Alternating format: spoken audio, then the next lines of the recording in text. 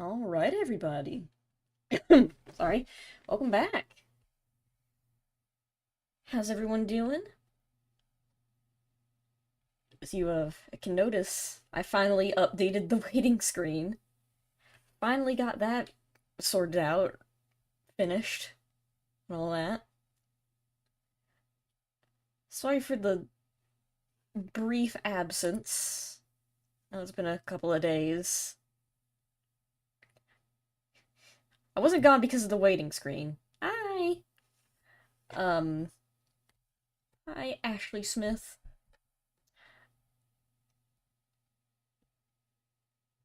The kid pig's jump scare. Hey, you saw me drawing him on the art stream. I said he was gonna be there. I guess I didn't say when the waiting screen would be here. Anyway. To make a long story short, I was absent for a while because I got a new job, one that actually pays me. It's not an art job, it's retail. So that's been a bit stressful. Yeah, I've started working luckily just a part-time job, so I can still put some focus onto my portfolio and streaming occasionally. But I was just taking a while to prepare both literally and mentally for working retail. But all that aside, I don't know if it will affect streaming too much. I'll still try to stream. I know I won't be working every day, it's a part-time thing. And even then, the hours aren't very long. So maybe once I get more used to it, I'll...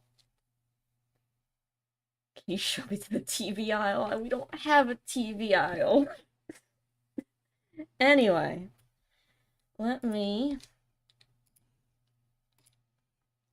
get everything set up, and hopefully...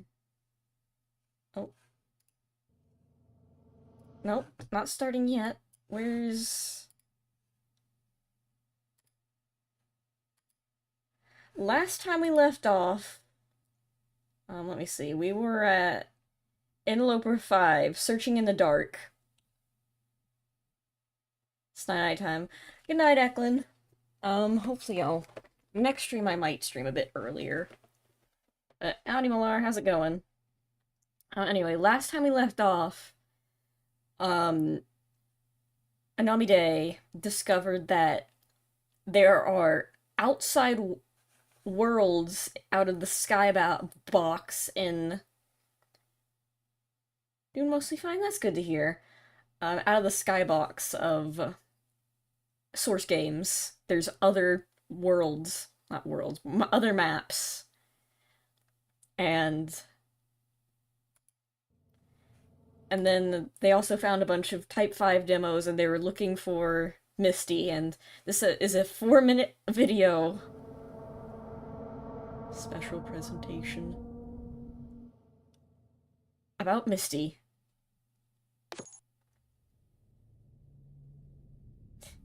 I can barely read that.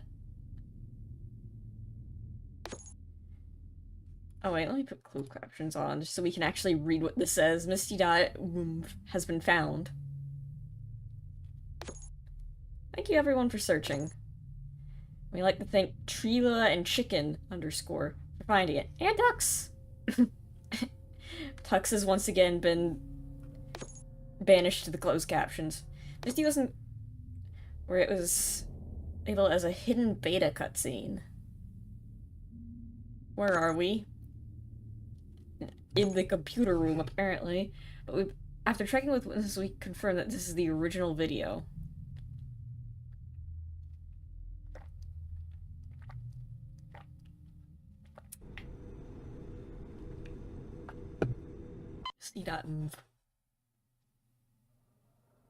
Half-Life 2 beta.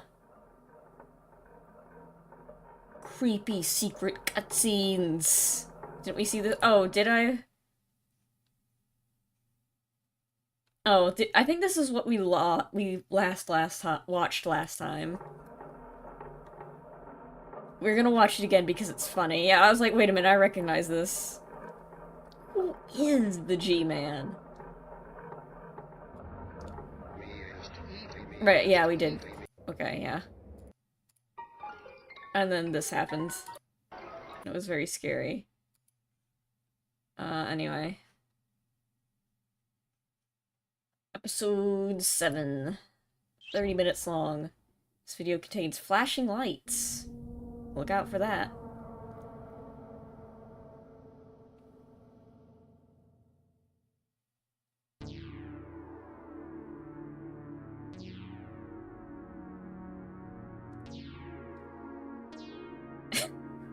Someone learned how to spawn the cone and the sphere in Blender.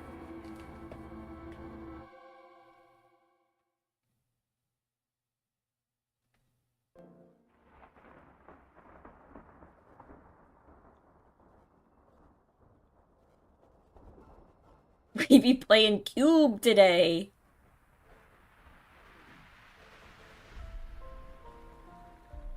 Okay, you have no idea what you're looking at here.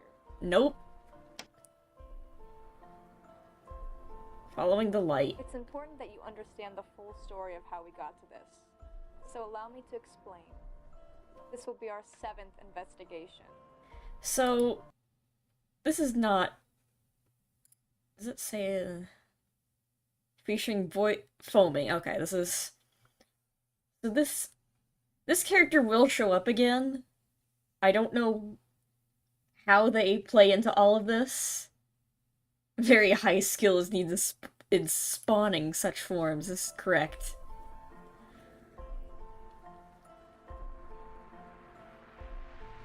Seven. Wow. I'm interloping right now.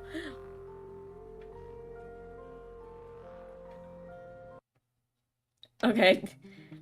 A brief history of Source.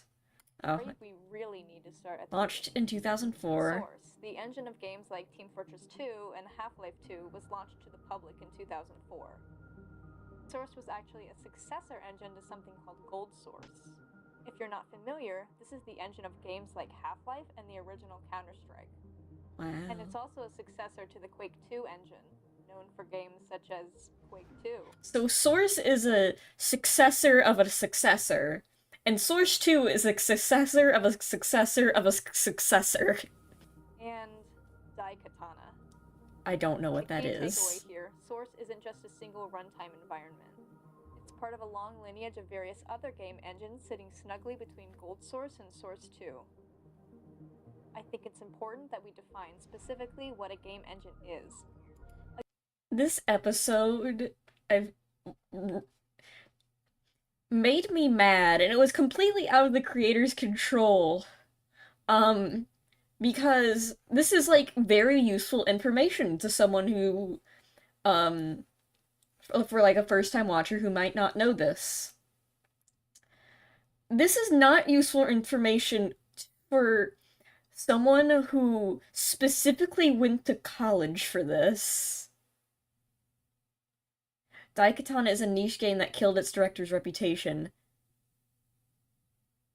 Either for its tenured delay or because it was so bad, I can't remember. Oh yeah, I think I know what that is. I remember now. So yeah, I went to college for this, and I have had this well, not for the Source engine, but for other stuff later, this exact presentation for, like, this is basically me having to relive my college experience of just sitting in a projector room, watching, and having the teacher just stand by the projector and explain to me what a game engine is. A game is nothing more than a concept. I know.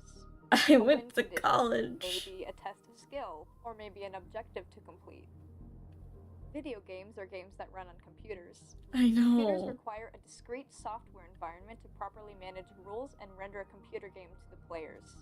To put it more simply, games need an internal structure, a skeleton. We would call it the game engine.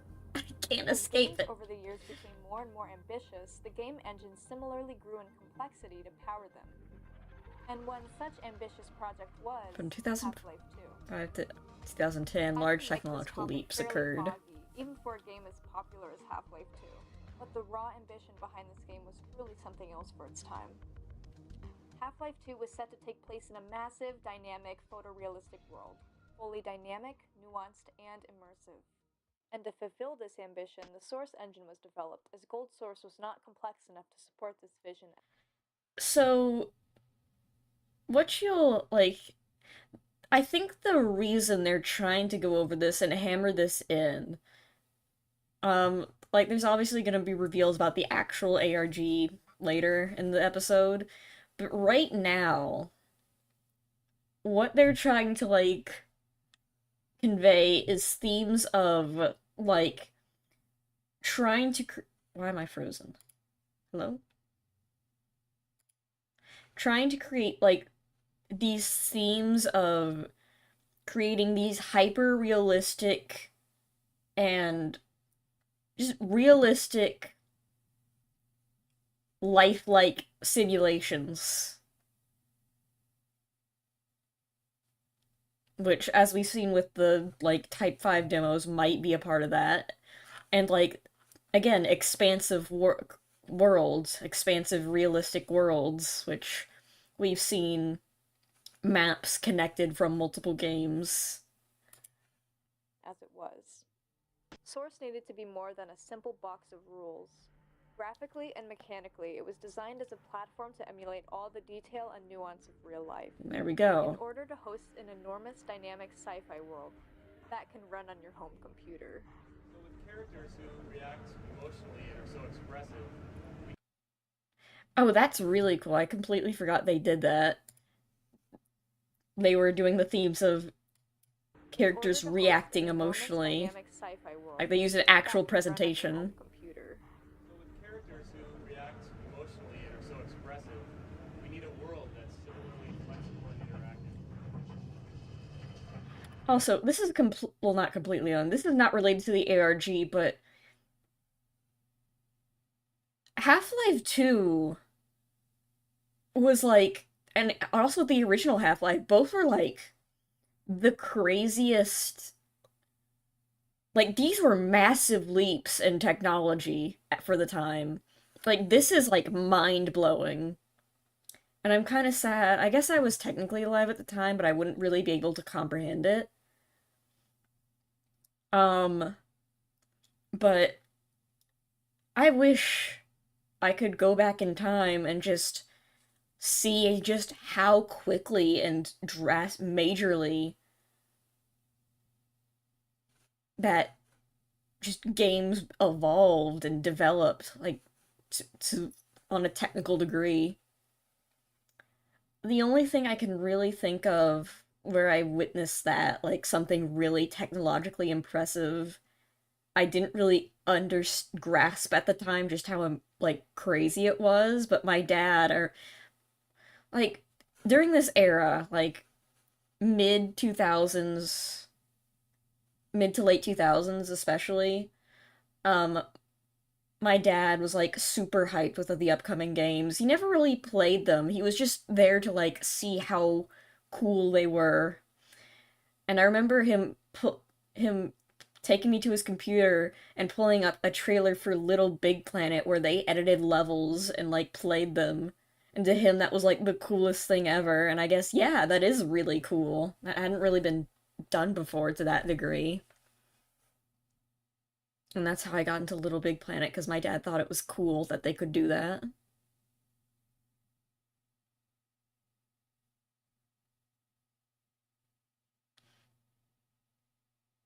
It kicked down the door and called every other major technology. Yeah, this was huge.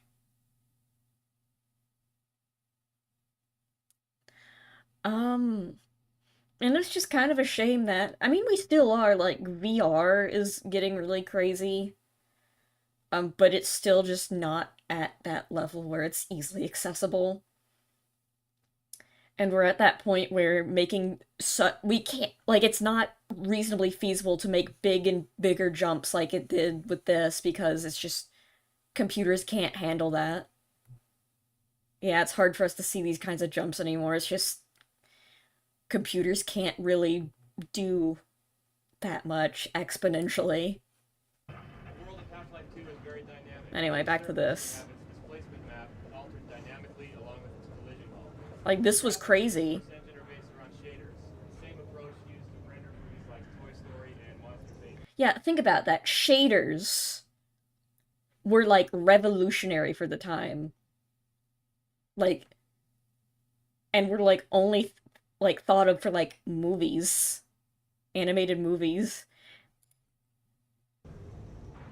The Source engine gives us capabilities in four main areas: believable and realistic human beings, graphics that were previously impossible outside a Hollywood movie studio, an integrated materials and physics system that create an unprecedented level of interactivity, and artificial intelligence that welds all these things together into an experience gamers have never had before.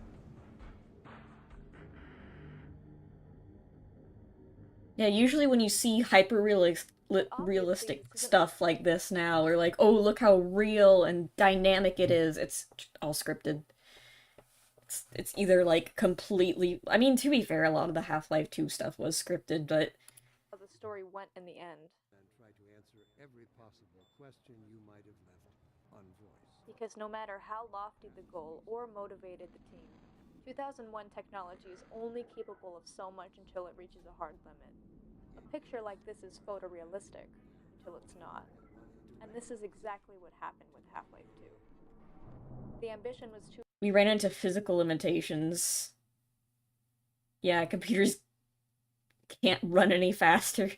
Yeah, this is also true. big for the game and, more importantly, the engine. And as the shortcomings of technology became clear, the game became trapped, in a way. Unable to breathe freely as it was originally intended to. Gordon. The engine that was originally to bring this world to life became more like a prison, bound by limitation. These worlds simply don't have the required power to become truly dynamic. Yeah, let's just listen to all like the like key words and like the tone of how this is They presented. were static, merely giving off the illusion of something more. An illusion that can quickly be broken. Source released in 2004, launching with Half-Life 2. And despite its shortcomings, it's lived on as somewhat of an enigma in its own special way. Source was, by no means, a failure, and its place as a huge technological leap in immersion is not to be understated. And even though it has been succeeded by Source 2, it still retains a legacy unlike most other game engines. Not to mention its various mysteries. Bringing us to Interloper. You're probably still wondering what this has to do with these colorful squares. Oh, right, or the squares. Interloper. But trust us, it's better that we lay this out now before getting into that. On Interloper 5, we made probably one of the biggest breakthroughs in the entire investigation. A giant interconnected world running inside of Source. The fifth investigation also pushed us to our reasonable limits, requiring us to reach out to you, the public, for suggestions on how best to continue. In an email, we received a suggestion to use Gary's mod and construct collisionless floating vehicles equipped with cameras and thrusters, Creating sending them out into drones. the void to travel autonomously.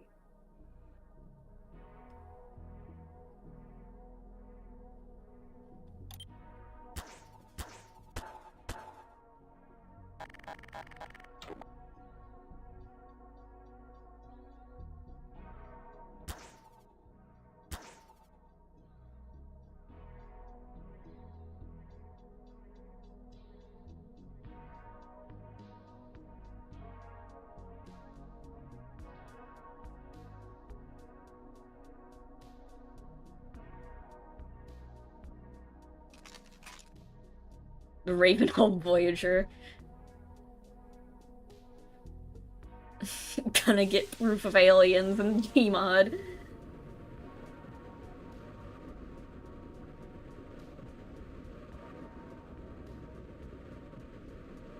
There he goes.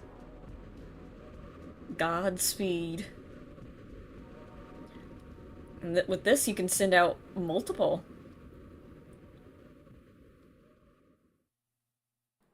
Hey, Hi. I discovered something crazy. Okay, check this out. You're not gonna believe this. When I was doing a test just a few minutes ago, I made the mistake of pushing numpad 2. Now, we were using numpad 2 for a probe, right? Well, I was doing this in Counter-Strike, but I pushed numpad 2. Where did I go? I think they're still out there. Like, I think even though we're not watching them, I think we can still look at them. Now that's pretty crazy. That gives Again, another thing with, for some reason, they just keep cutting anomaly off. If it's dynamic life, it's technically alien life, yeah, I guess.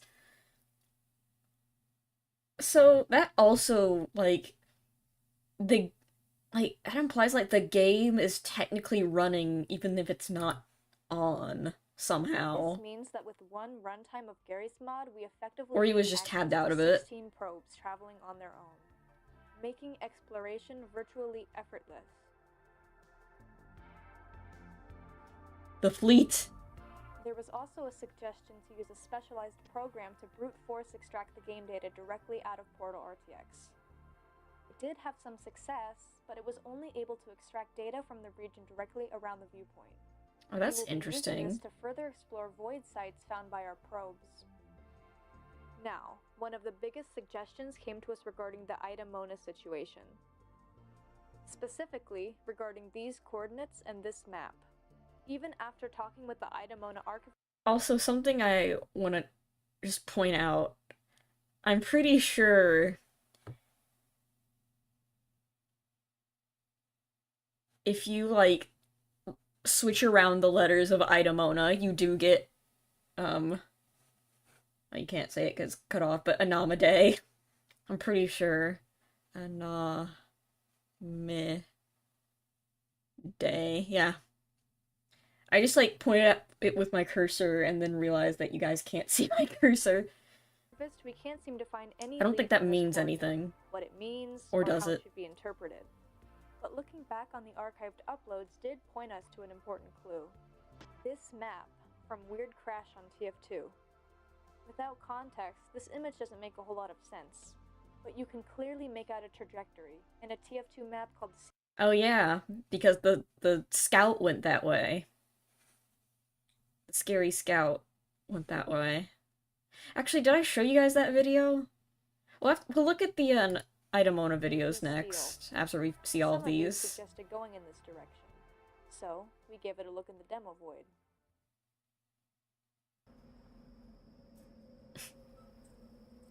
We're gonna look for Scout TF2. What are these? This is a ARG based off the Source engine. I missed a chunk of the last stream, I guess. I don't think I went over all of the Idamona. I think the only one I did was the F-Sky trailer.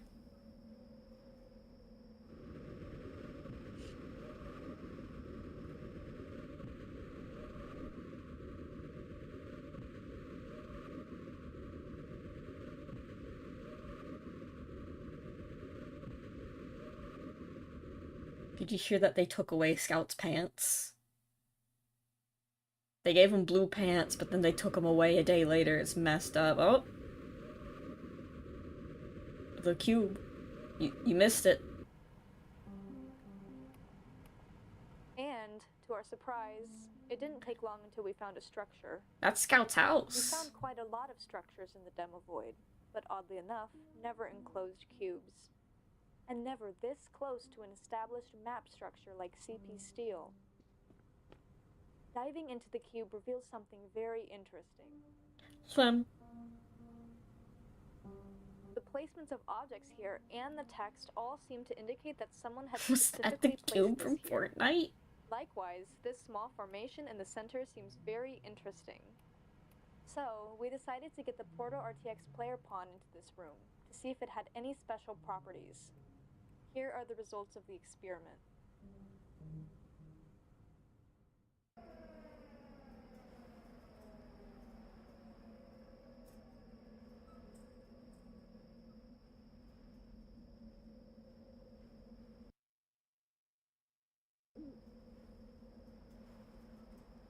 What is happening to TF2's soldier? His gun's going crazy.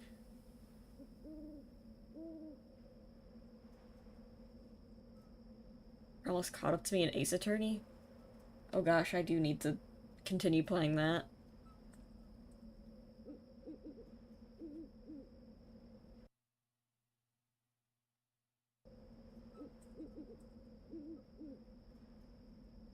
Play demo Box Center.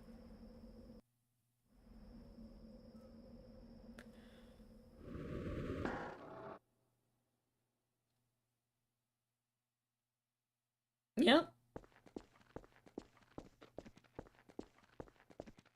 Happens when you're really far out of bounds. Ah, I see. Error!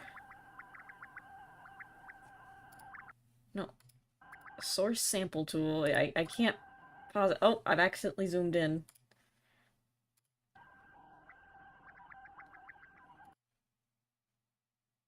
Writing. Square feet. Displacement. Yeah, I don't know. I'm not even gonna try to... Oh.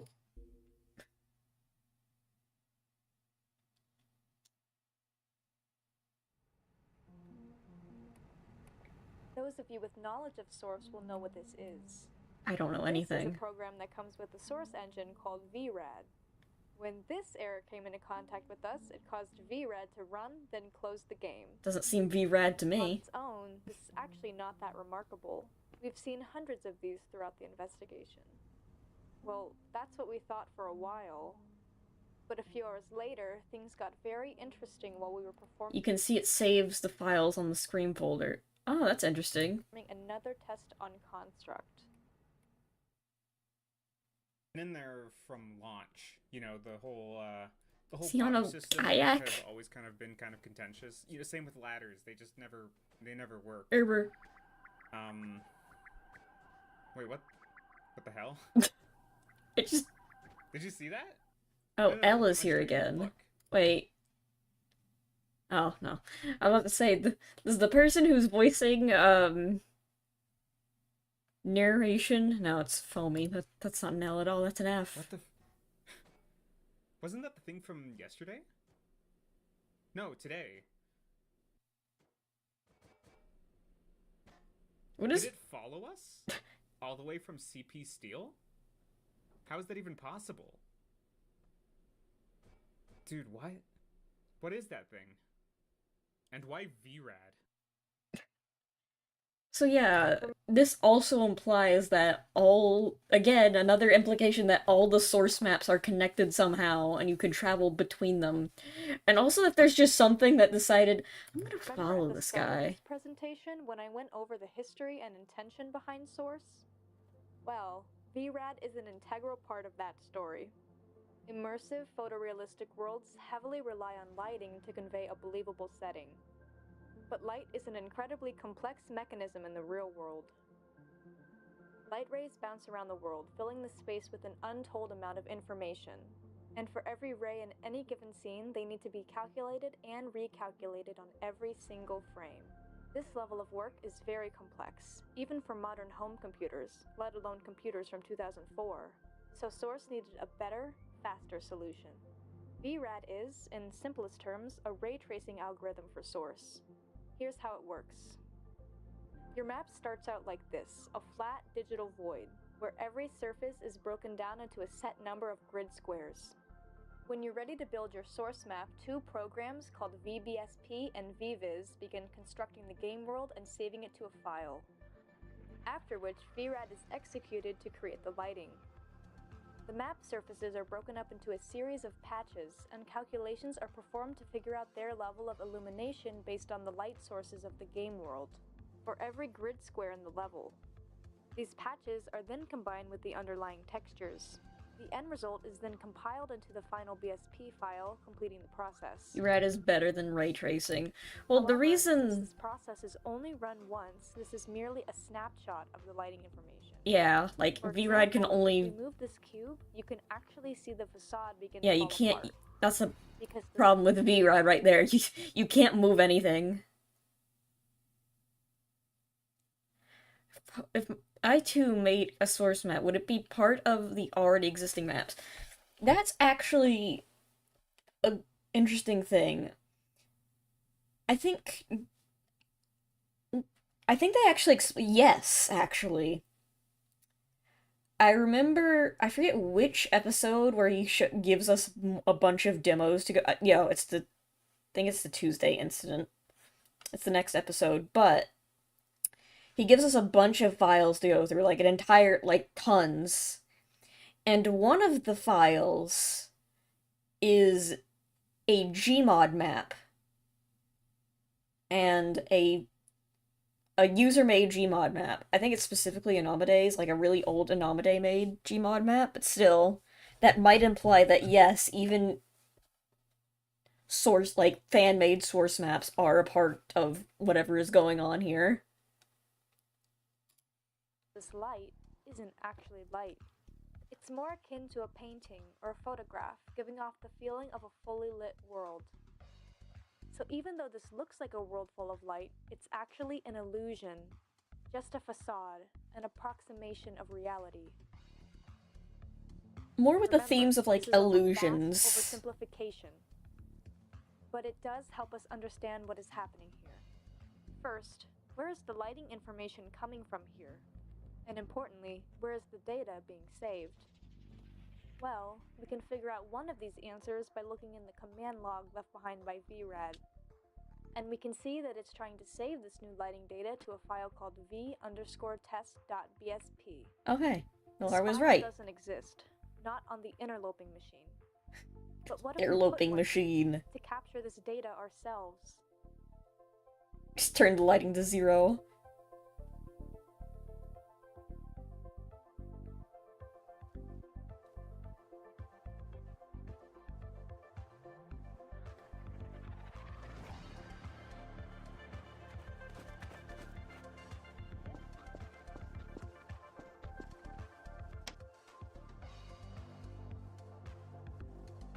Here he comes. That's VRAD himself. That's John VRAD. He goes through everyone's computer to make sure their lighting's running right.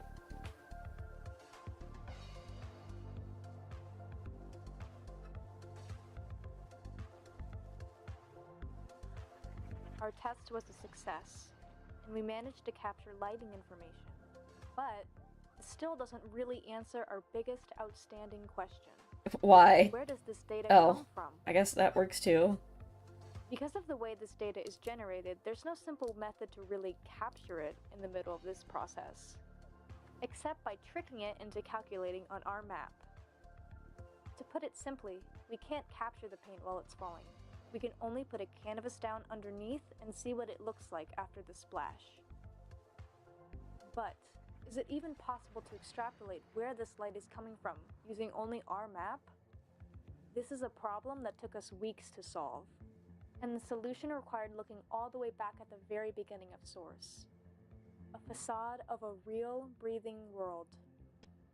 Light on source maps is generated using the same principles as light in the real world. Good And lord, light in look the at that real world equation. can be captured, like a photograph. Here's how.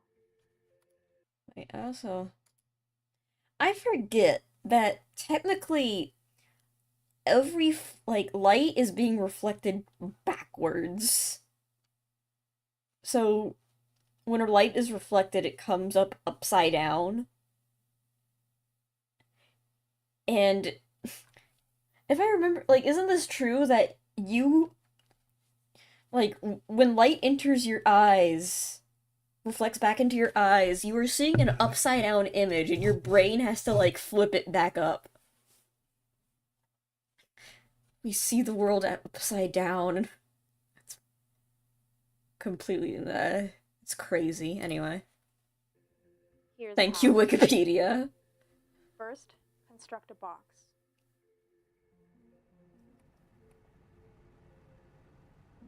It's Make messed all of up. the materials black except a single side.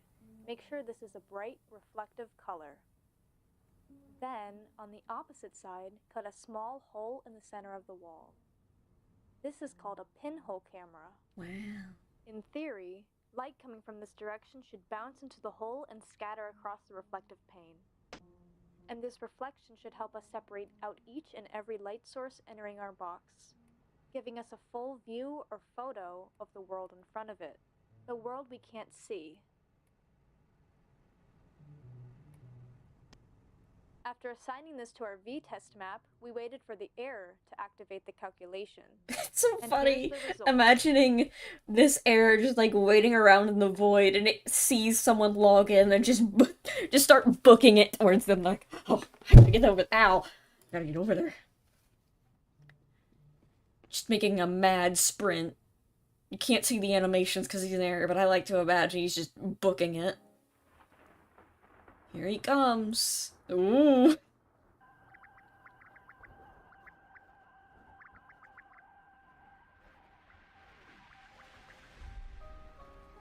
Get out of my void.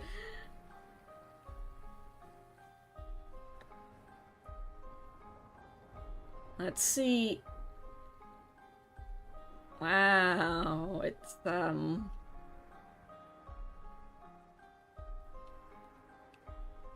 I'm squinting Don't here. see it? No. Let me make it more obvious.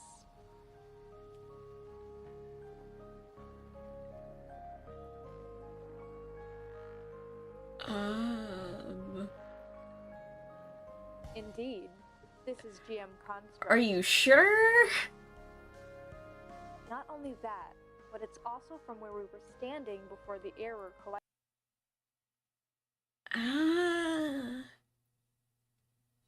I guess. I mean, that kind of looks like the brick house.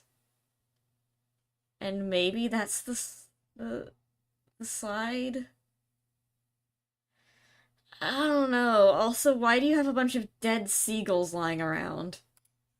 With us.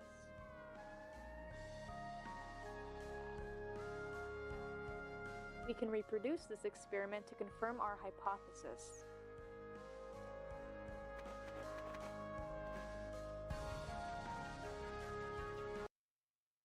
I mean, it's the same color.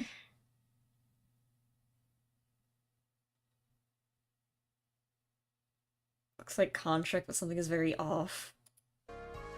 Yeah, like, it's missing a bunch of it. Like, what if we made an image really blurry? Like, maybe that's dust too. Like, the camera's several feet behind the player. Maybe. Now, this part is interesting. Going to the void sites.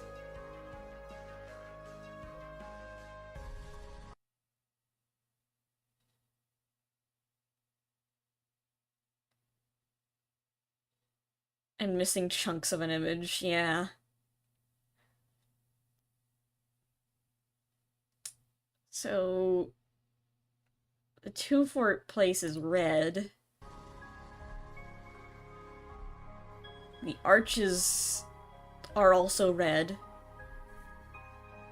Some white. This error is finally giving us a view into what this demo void really looks like. That's some green. That could have... Underneath the depth That kind of looks like a river.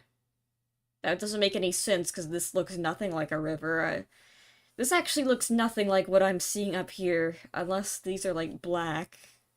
desolate gray world we can usually see, there's a real, vibrant world underneath. That looks like the savannah. Completely unseen, but nonetheless, it's there. And we can really see what it looks like. That looks like the Windows XP background. This development is in large part thanks to you all, for giving us these suggestions and helping us investigate. There were many other suggestions sent to us, many of which we've kept saddled for the next time the Umbrella Man appears again. Umbrella. Or even check.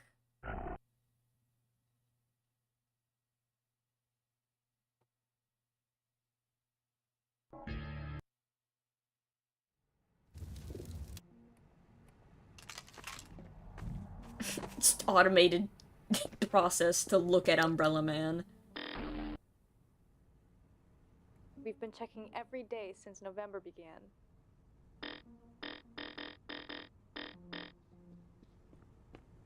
Maybe check at like 2 p.m.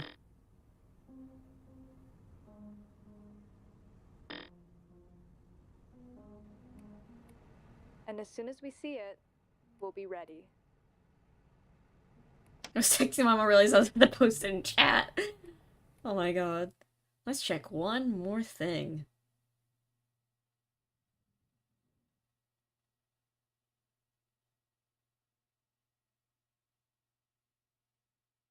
Play demo check. Oh, is he there in the demo?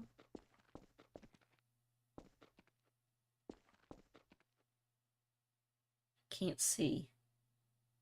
Oh, they're trying to get the error to appear. Could you... Oh, there he is. Turn on the lights a bit. It's kind of dark.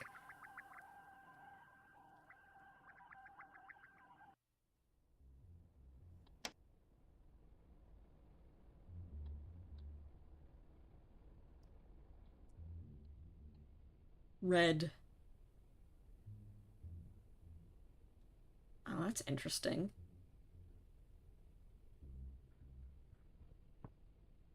If it's really still there. They turned him into a cube! Messed up.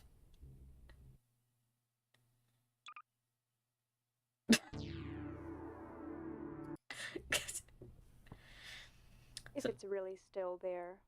So, oh, that's also called Lucy. Who is Lucy?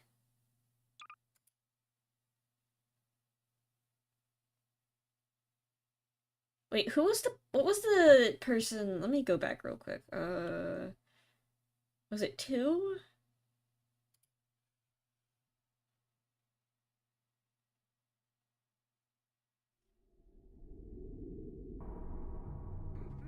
The event, okay.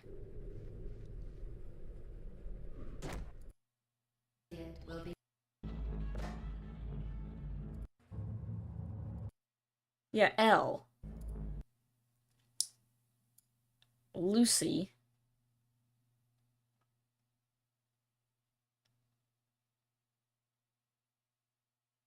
Some of the boys...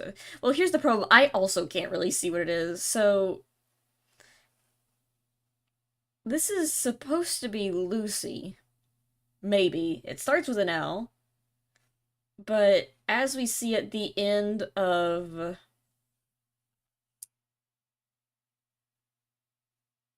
Following light source... The person who's narrating this is apparently Lucy. If it's really still there.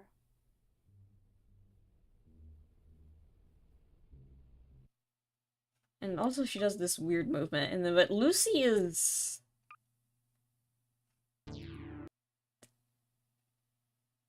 just a prop. And also credited as a voice actor.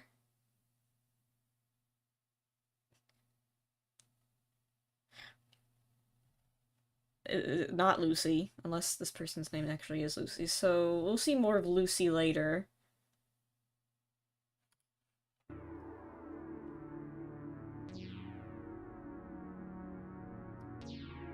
Cone. Gives me big Cube Master of the Polyverse vibes. Cube. The dreaded cone. I think L had a different voice. L never had a voice. Up until this point, we have never heard L speak. We've only seen them in the closed captions. In fact, if you didn't have closed captions on, you probably wouldn't know they existed. Unless I'm misremembering, but I'm pretty sure L has never spoken.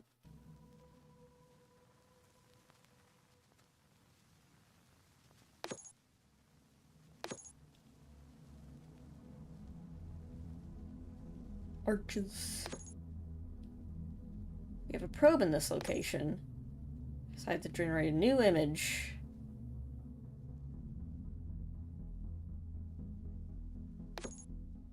Where'd this new object come from? It's changing. Oh, that's creepy. That means I heard someone talking IRL while watching the last stream. Might have just heard me mumbling.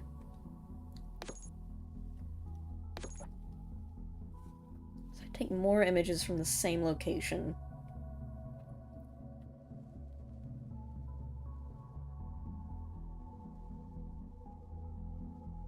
It's later.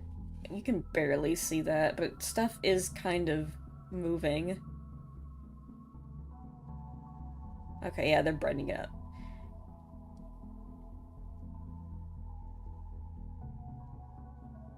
Yeah, stuff is moving.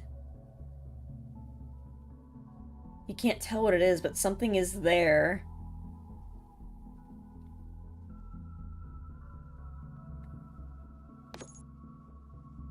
This world is more to this invisible world than we thought.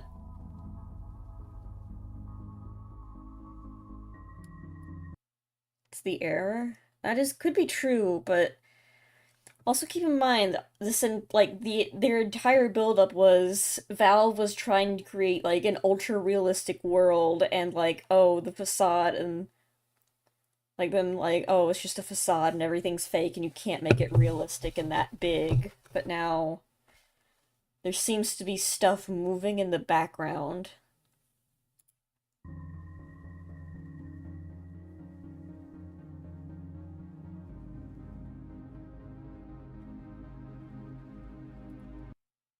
The dynamic system is somewhat working and trying to create a world. That's my thought too. Like, what's left of what Valve didn't finish is still trying to create the world they wanted. Ah, scary. Leaving after this.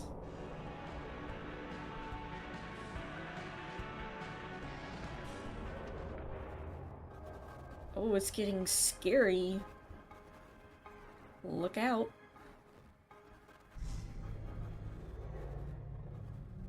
Created in Source Filmmaker.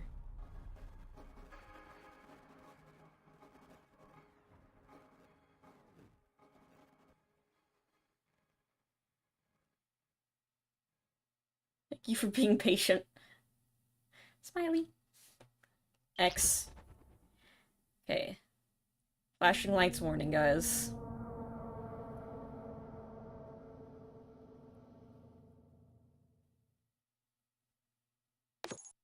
Last night, something very weird happened.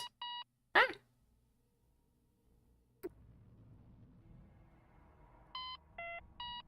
It's him!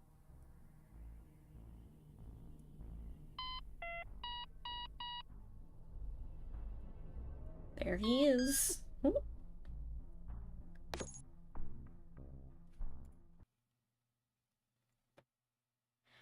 Think carefully. It's like the last cries of a dying thing that's not allowed to die either. Yeah. Like, Five Nights at Valve's. Here's the full story. What happens? WinRAR! Oh my god. WinRAR! Here it comes! He will now buy WinRAR.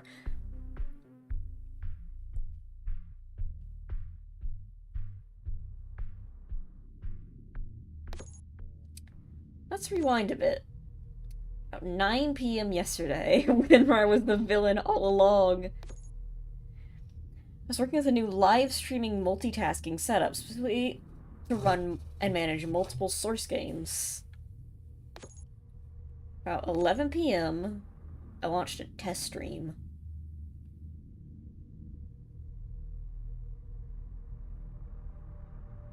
And Habita, you gotta get out of there. WinRAR is gonna get you.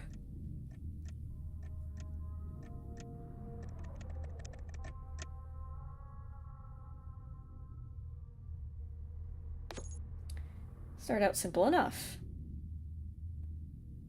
Ah! A few games for a bit. Slow down! He's going too fast! Answer some questions and call it a night.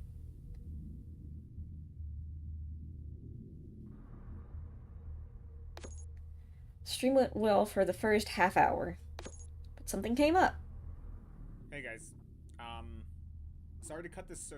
Hold on. Yeah, sorry to cut this so short. Something has come up. I'm gonna need to go for a couple hours. Yeah, maybe we can just do this tomorrow night, or yeah, I gotta go. It's actually pretty important, so I'm gonna actually have to head out. I'm gonna be gone for like 3 or 4 hours. So apologies, but I really do have to go. Yeah, sorry about that, guys. Yeah, thanks for coming to the stream though. Yeah, I will. I'll have to leave it at this for now. Tune back in. Tune back in next time. I'll let you guys know when I'm doing a stream again. Okay. Sweet. All right. Catch you guys later. Thanks. And then he never streamed again. I'm gonna step away for work. But I accidentally left my stream running. Classic blunder. Wouldn't happen to me. We're gonna just wait for about 20 to 30 minutes. Could you imagine being the person watching this live, having to watch a BRB screen for like 30 minutes after he says the stream is over?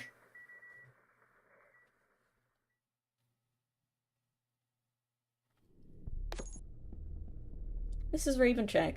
Hi, Ravencheck. The custom process we created to help with the investigation of Interloper. It's programmed to run exactly at midnight every night. See, this is not unusual. It's been running like this for over 3 months. Last night, it found something.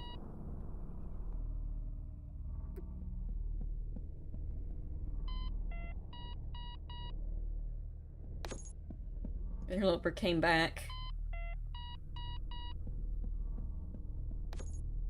Why did it return now, and not last November?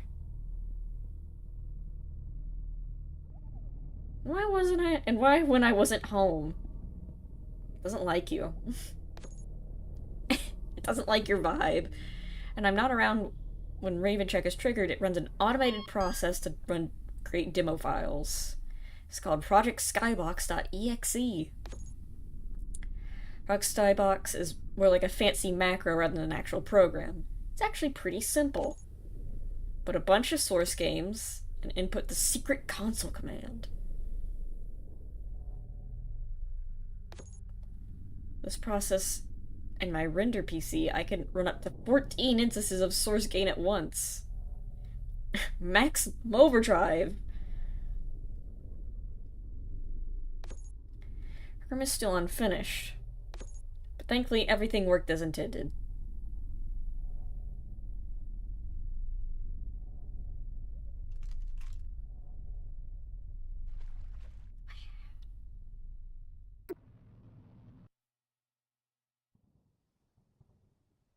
Wow. What have you? Oh, he didn't agree. TF2. I got all the... Oh, this is new.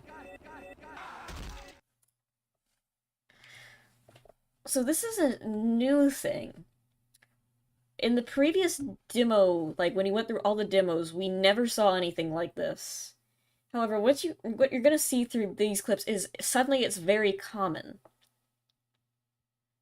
The demos are also changing.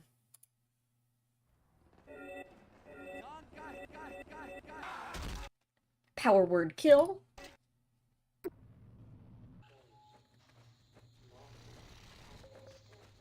Someone say ARG, yup.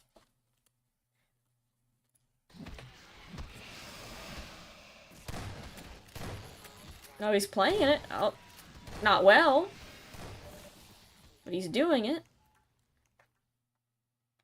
Well, sorta. For example, we accidentally launched the original Counter-Strike instead of Counter-Strike Source, causing it to basically fail.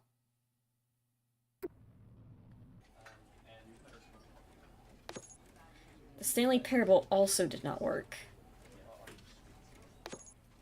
Probably because it launched a standalone game rather than the source mod version.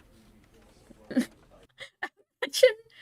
Imagine they play like the Stanley Parable source mod in Interloper, and then the narrator just starts going, "What are you doing? Stop it! This is not how you play my game."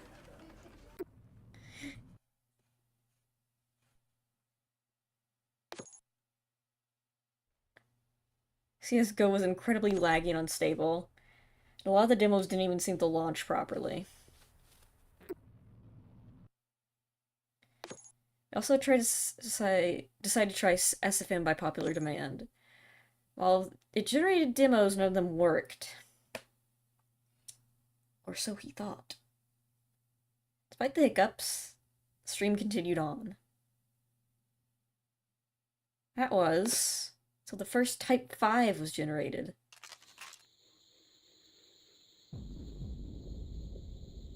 What are you doing? I don't want sentience. Stop that. Oh, you guys are gonna love this.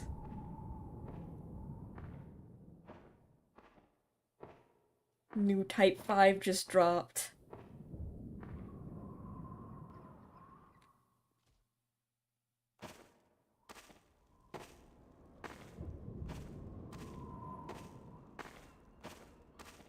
What will happen?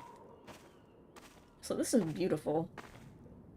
Where in Half-Life is this? Half-Life 2.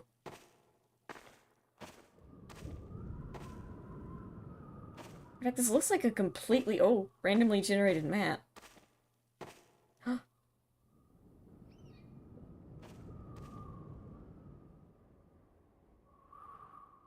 Hi. Hi.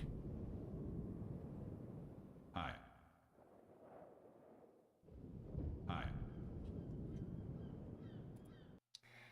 So, while the, Type 5 demos do show that the NPCs are extremely realistic, and you can't see it really in here. I mean, you kind of can, but someone did manage to extract this demo specifically and see it from a different perspective and, like, see the guy moving around, like this guy he is looping the high animation like you would see it an NPC do. It's like a very fluid animation and not something you would see in Half-Life 2, but still, he is still looping his animations, and obviously he's just doing a default, like, response to seeing someone. So I do find it interesting that they're like the whole theming is the NPCs are clearly like much more advanced than normal, but they still have like NPC qualities to them, as we see here. Hi. Where he's kind of just stuck. Yeah, he does this for a while. Hi.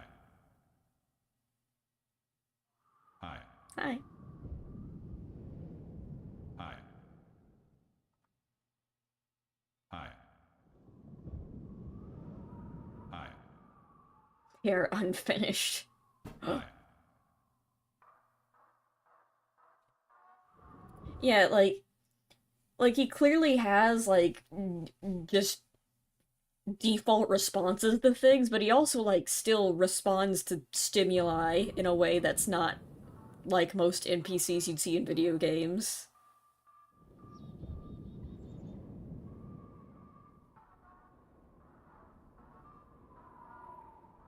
And now he starts to groove.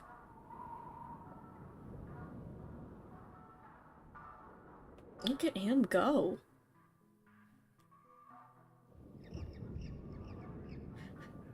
Why did the Umbrella Man do this? He also, like, starts going high while, yeah.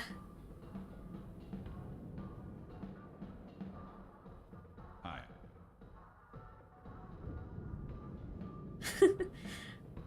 Hi. Hi. Hi. Hi.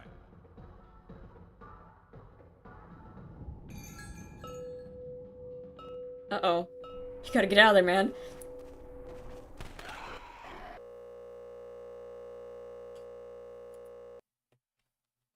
This is very tragic. Also, I accidentally...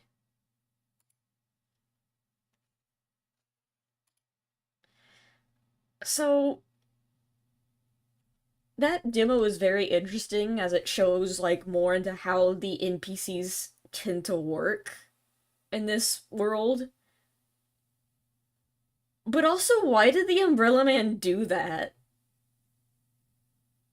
He got bored.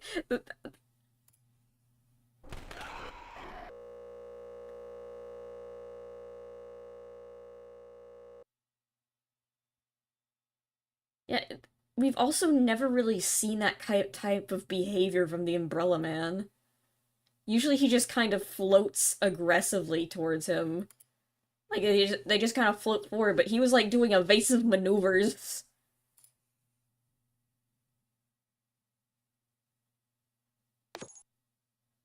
From here to stream crashed.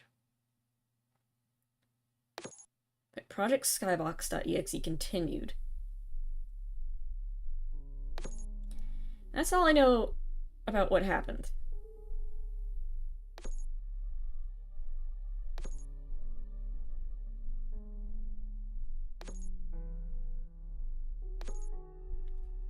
Like a built-in termination program? That's what it most likely seems like.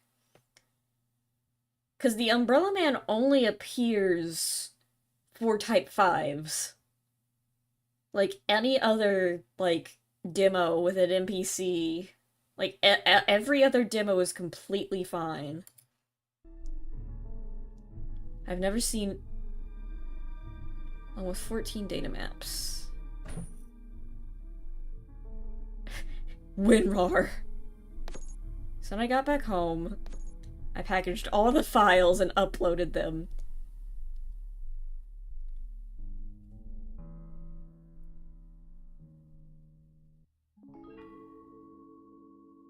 Tuesday manifest.zip.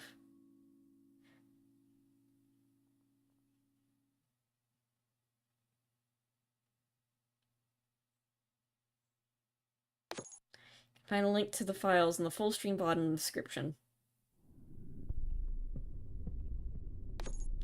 So you can please help me, if you can, please help me look into them for more information. Just be careful, I haven't been able to review all the files yet. Any help would greatly be appreciated. Especially since we lost the portal anomaly.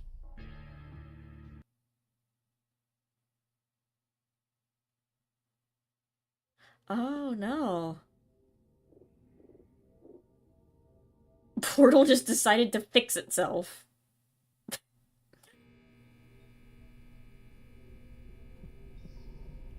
Portal decided, I'm fine now.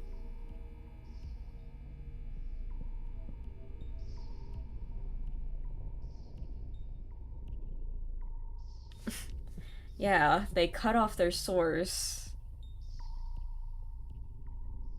We can't go into the demo void anymore, but with Portal reverted, I'm worried that the investigation we've been working on have been compromised. On the bright side, you can play Portal now. Hit game Portal on computer. Just be safe. I'm going to leave last night's game running as is until we figure something out. Oh yeah, funny thing. When I got home, I inspected the aftermath of everything. 7 a.m. this morning. Yeah, honestly, I'm just surprised that it didn't melt my GPU. Jeez, let's see. Yeah, Half-Life 2 and Day of Defeat, both, seems to have worked perfectly fine. Yeah. Let's see. Oh, CSGO worked. Okay, that's good. I was worried about the pop-up box. So I noticed the leak on the server on last December fixed it, and now they came back up, hence the repaired portal. Yeah, that might be it. Oh, damn it. We launched Counter-Strike 1.6 instead of Source. Aw. How a mummer. Huh, okay, that sucks. Oh. Again, who is Anamade talking to? Oh, did I? Oh. So, I'm not gonna say anything, but there's something in this specific part of Skybox. Just look out for it, Yeah, see I if you left the noticed it. Skybox open. Okay. That's right, because I was showing it before I left. I think I just forgot to close it. Okay. So this has just been running the whole time. Doesn't seem like it tried to actually do anything. Like, makes sense. Although I feel like we should have, in retrospect. What about TF2? Oh. Oh, TF2 just crashed. What the fuck? How did that happen? You know how it is with TF2. Here, If TF2 does that. That's not even like an interloper thing. TF2 will just do that sometimes. What was the last demo this one generated then? Let me see.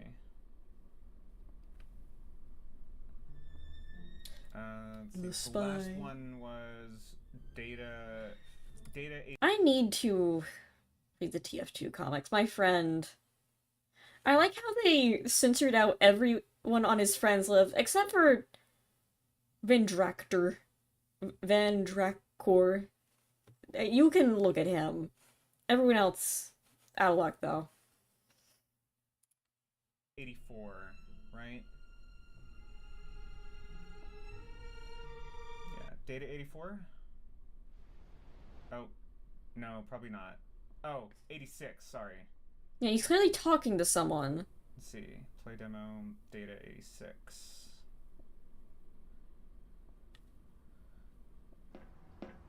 Huh?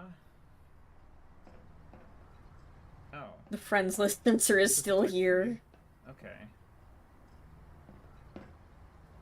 Maybe Also, before we watch this, did you guys notice what was wrong with the Skybox? Project Skyboxed? Oh. Oh, did I? Oh. So, I think they'll explain what Project Skybox is in a bit. Right, it's just like a test thing. Did they? But, yeah, it's literally just a test program. Like, to test the interloper stuff that they're using, but, Lucy is here, and watch Lucy. Yeah, I left Skybox open, okay. Lucy's... That's right, because I was showing it before I left. I think I just forgot to close it. Lucy watches you. Okay. Watches Anomaly, specifically. The I'm not gonna pause it, because that was like 2 frames of her looking at him. To actually do anything. Like, makes sense. Although I feel like we should have, in retrospect. What about TF2? Anyway, back to TF2. Oh. Huh? Oh. It's just a type 3? Okay. Maybe it played for too long? She's just curious. I thought I was seeing something, but she turns around when he turns. Yep, she... At one point, her head is completely on backwards. Like, she rotates her head 360 degrees to look at Anamade. Heavy from TF2. Oh. So here's another interesting thing. Lost connection to server. Attempt to reestablish connection. Failed. That must have been when it disconnected. Won't say it? I'm remembering something. She's part out. Stream ended? Let me take a look. Bye-bye! Very interesting. This demo itself, I don't know where to even put or theorize what is even happening. Wow, the stream ended, like, really quick. Is that on episode 2? Oh, so it kept going. Even after the stream crashed. Also, I got all my Halloween pumpkins in the Scream Fortress 2 Halloween event. I did not get, Bird Heavy. I did not get Heavy's funny bird head, tragically. I got Wolf Medic, and I got Bird Medic, but no Heavy. I barely got any Heavy cosmetics, actually. What? So they lose connection to the server, Heavy stops. What a mess. Jeez. Jeez Louise. And then this happens? Wait, what? What the Scary fuck is that? low poly Heavy just... Heavy gives birth to this thing, I guess, and then he starts doing this.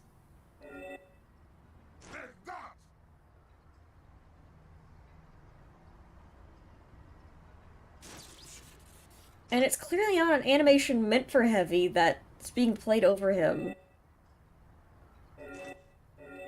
And this happens after the server disconnects. So there are two Heavies now. One of them is doing, like... One of them is clearly, like, a horrible monstrosity. Oh, he's not low poly anymore. He's changing. Oh, and he's ascending to heaven.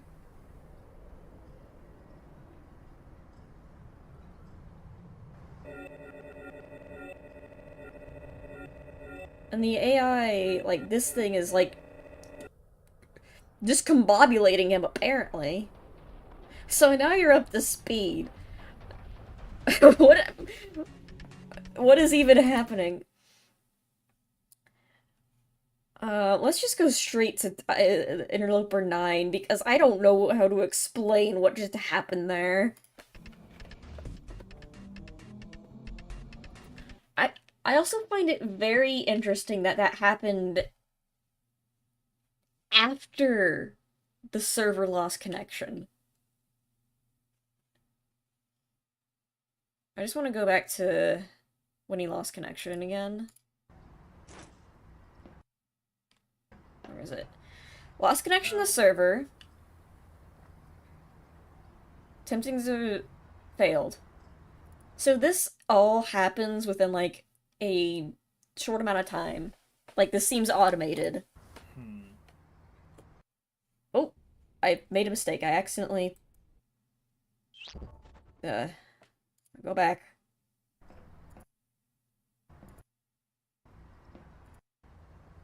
Lost connection to the server, attempting to re-establish connection, failed. And that all... That must have been when it disconnected. Interesting. Quickly. Seems automated. It even fades out. Is that when the stream ended? Let me take a look. Bye-bye! Like, the bye-bye seems like it came from something else. Like, not an automated server. And then after that, this thing appears. Like, it only appears after the server disconnected. I don't know what that means, but it means something. 9. Flashing lights, look out for that.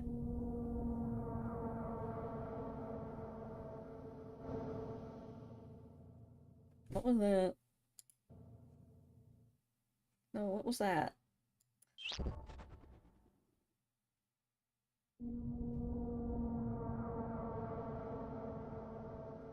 Got my quick draw on. Also gets ran. Oh, it's literally blank screen. Never mind. Tuesday, February 5th, 2024. An oddity was captured. And Counter-Strike Global Offensive. That was where the oddity was? Are you sure? Oh yeah, that's pretty odd. Frame rate's gone.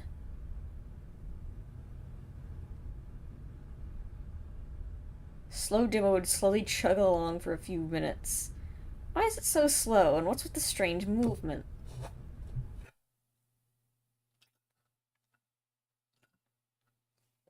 Perhaps it was because I was running several source games at a time.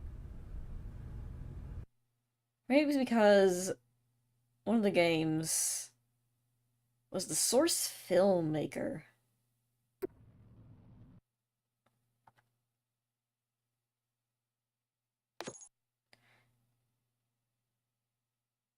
I suppose completely frozen when I hadn't crashed. What was Source Filmmaker doing? Source Filmmaker has become sentient and is making movies in CSGO. It's directing. The engine window and the QC window. Skybox was only set to record the engine window. We're not exactly sure what was happening in QC window at the time.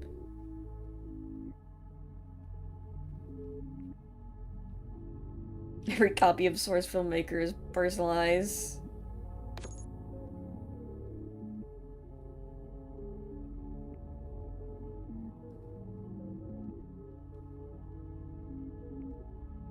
Very red, thank you.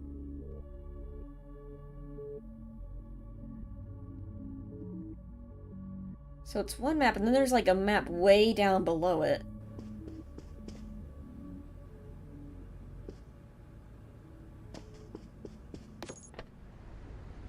Bigger copy of CS Office. Till you enter this hallway, which triggers the animation. This is the beautiful movie that Source Filmmaker made.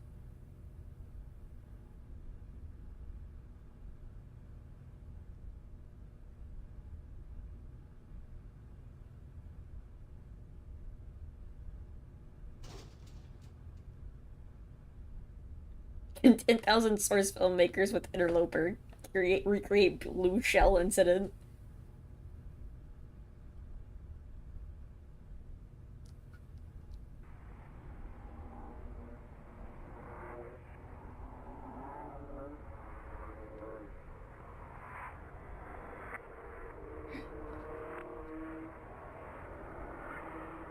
Weird audio.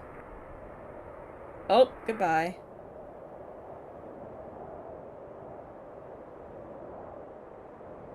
Good thing you have your mini-map. We can tell where you are.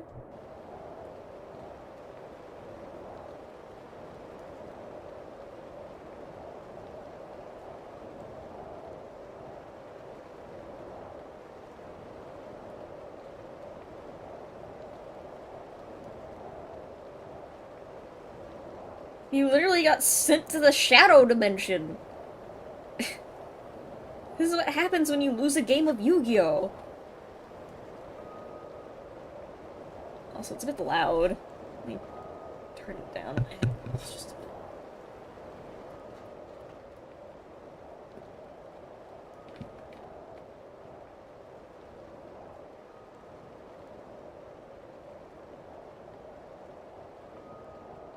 This is what where your Karibo goes when you sacrifice it.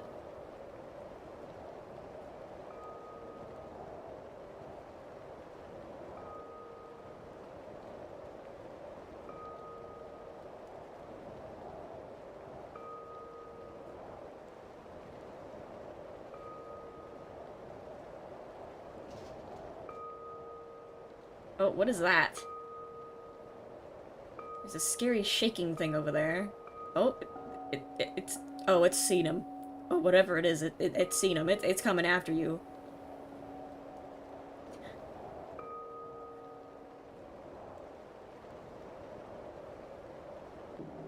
Hello? What? Oh, wait! I never realized this. So he sees this thing, and instead of freaking out, it starts playing music. Also, there's another person over there. He's dancing because it started playing music. Hello. He got discombobulated. The NPCs are getting better at feeling fear. Sort of, like, they're clearly, like, running away in terror. But, like, the moment, like, someone starts playing music, they lose all survival instinct and start grooving.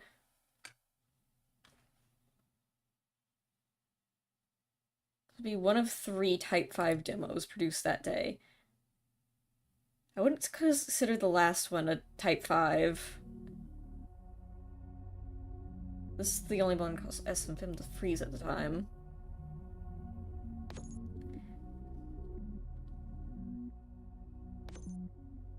knows the. Yeah, it literally felt like a predator. Like something that was hunting, because it was like prowling the halls. And it knows like lures and stuff. To be fair, the umbrella guy kinda did that.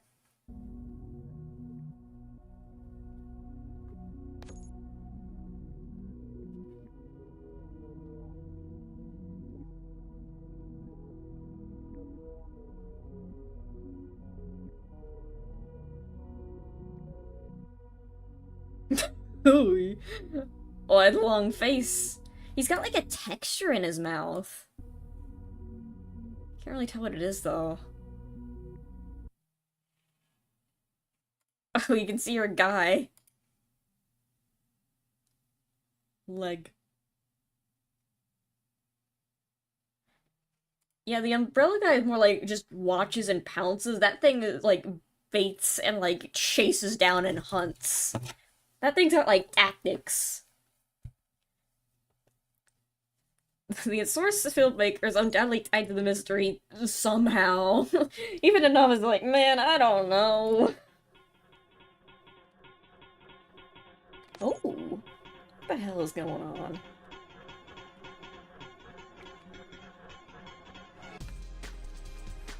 See the source engine that has remained unsolved 20 years later. 20 years? That number keeps going up. Fuck.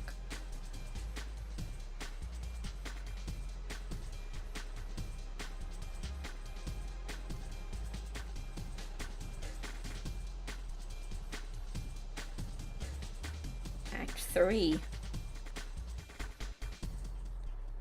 WinRAR! We learned a lot from the manifest. Act 4, still finding out more every week.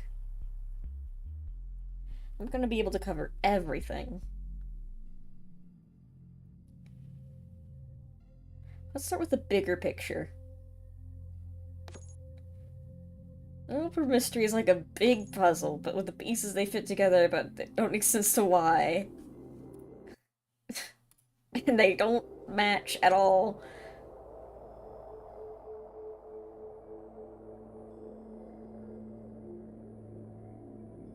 Difficult to understand. Well, we get that's because you gotta find all the edge pieces first.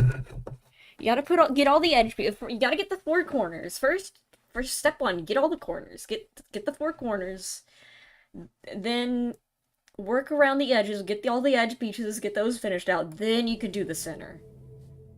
You gotta get the corners. Completely severed our lifeline.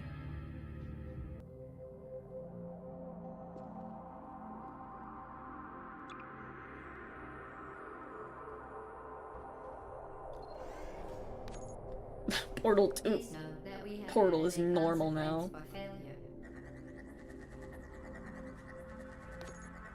There's nothing left behind. I think it even happened in the first place. Portal was, in a way, our gate into the mysterious demo void at the center of our investigation. Losing this connection leaves us with more leads to explore. Other than, of course, our jumbled puzzle. It's the end, right? Oh, I thought so too. Back in February I uploaded the manifest.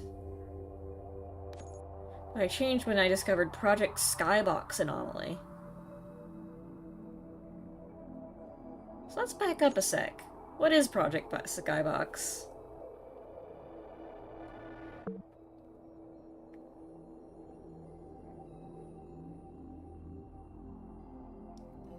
I think it was this patch right here specifically, actually, that kind of got me interested in like looking into the Interloper stuff to begin with. Like it was this one because I saw this artwork and I was like, what is the backstory on this one?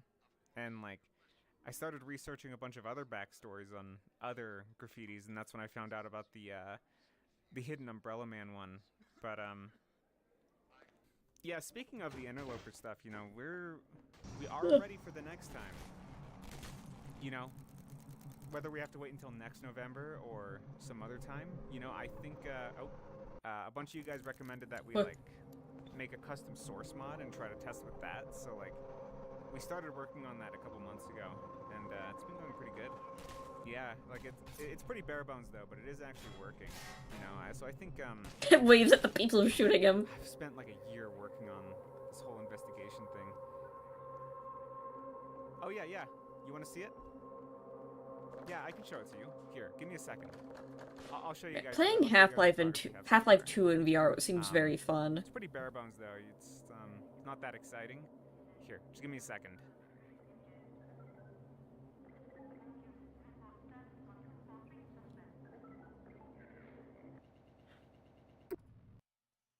Speaking of Half-Life 2 VR, I wonder when that Half-Life VR AI 2 will come out. Yeah, okay, I'm launching it. I said either this year or next. So, who knows?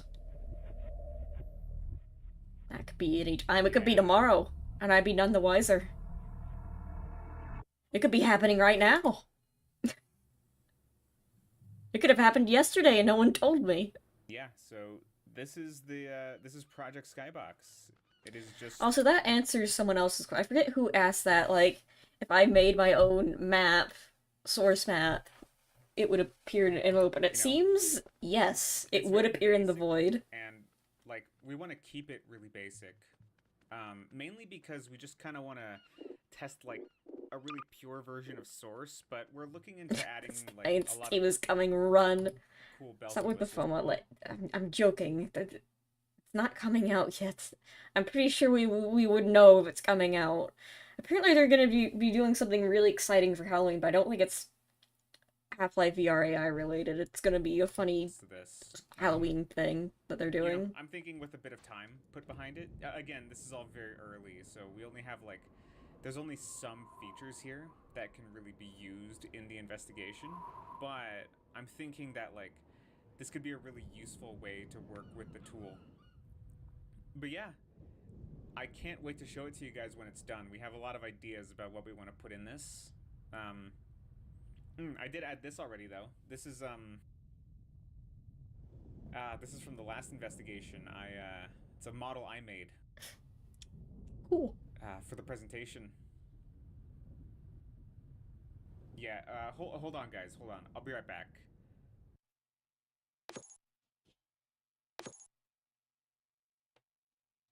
Accidentally left the open in Terminal 3 because some of you have caught a glimpse of it while I was filming the Aftermath for Tuesday.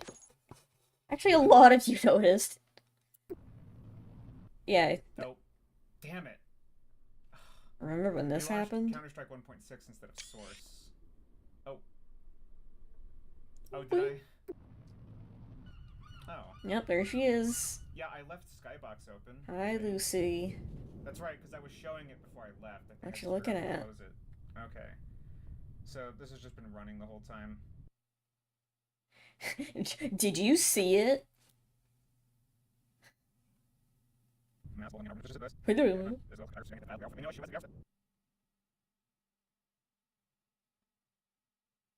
Why is the presenter looking at me?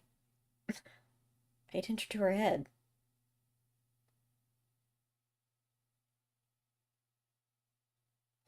This looks like it's edited like crappy, scary, paranormal proof. Why did she only gain sentence afterwards? That's another thing. Which game? There's a lot of games. We caught something in the Project Skybox window. Said Turbo 3, did turn off Turbo 3. Again, the person that they're seemingly talking to. Oh, yeah.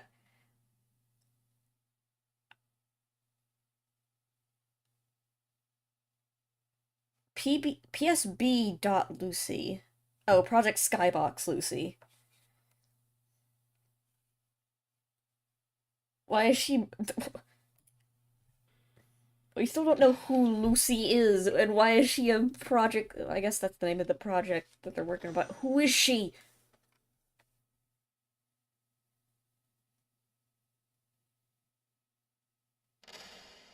Do not turn anything off.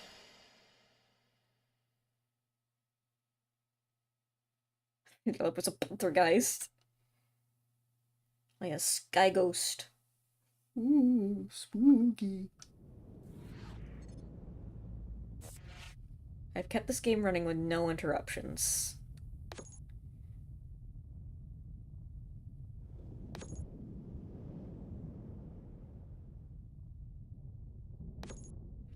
Unfinished source mod, a corrupted runtime. Anomaly, which may or may not be there.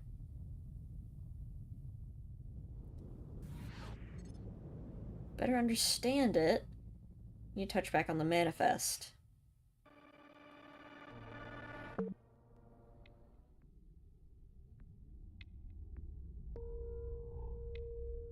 There's a lot of information to parse from the Tuesday manifest. Far too much for me to explain here. Thankfully, the community has significantly helped us with investigating these files. Here they are. These are some good icons. The real burner account. All the other ones aren't real.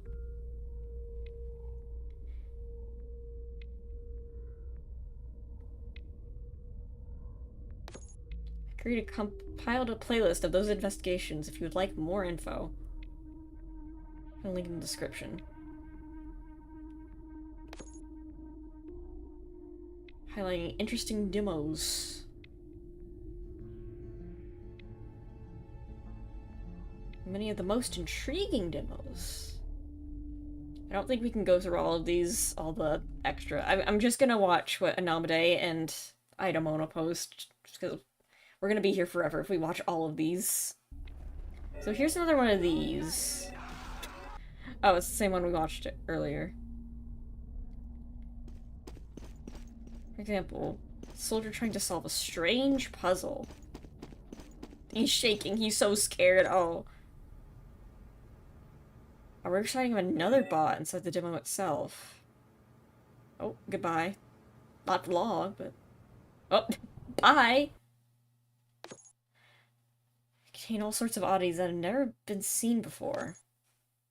Hence why making any of these is difficult to do right now. Making sense of any of this. One thing has become very clear. Interloper has changed. Okay, they're just outright saying it. Yeah, things got weird and... Did I just read type 6? You probably noticed something odd about the demos that were generated. Many of them contained weird properties. Yeah, these are clearly not type 5s. They got a different thing going on.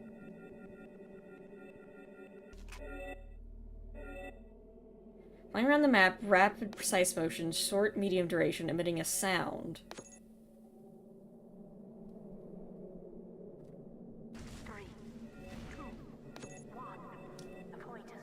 Just how common they are. Been here now all time, just never observed until now. No, it's definitely changing. Some significant change going on behind the scenes.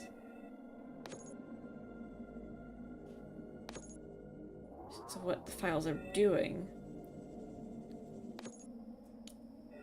Identifying and sometimes deleting entities on the map. Like it's checking for something. Working a program like Hammer. Flying around in a viewpoint, editing entities. These movements are definitely not standard gameplay inputs. Another source-based application I use. Source Filmmaker.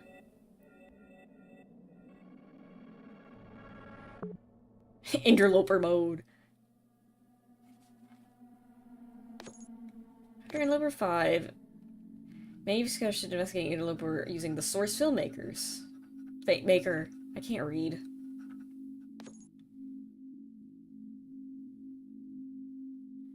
What a lot of people might not know is that Source Filmmaker is a full source game under the hood. Specializes version of TF2 running a branch of Alien Swarm. I wasn't expecting much when I included it within the demo macro, and yet... the 35 demos it produced have been the most interesting so far.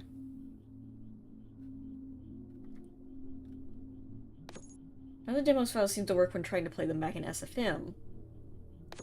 However, cracking them open and looking at the demo headers... reveals that they are demos for other Source games? Taking these files and moving them to the correct games reveals they are fully functional. And they all, mostly, seem to be Type 6 demos. Interesting. So these were... maybe these demos were triggered by playing Source Filmmaker.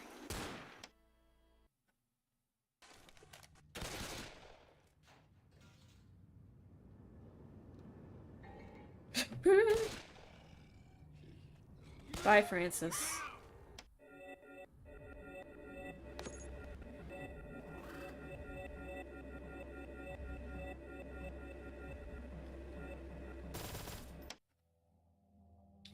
I heard that Postal 3 is a Source game. I also forget that Postal 3 is a game. There it is. DMX demo files. Some of these output files aren't even demo files to begin with.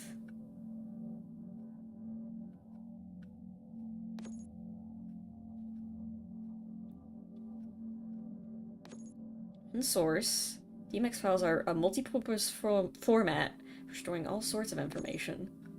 For SF in particular, they are used to store what are known as session files.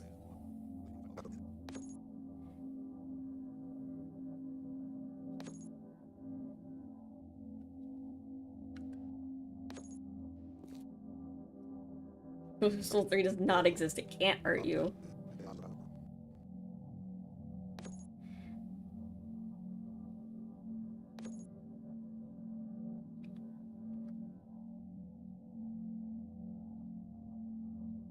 I'm sorry?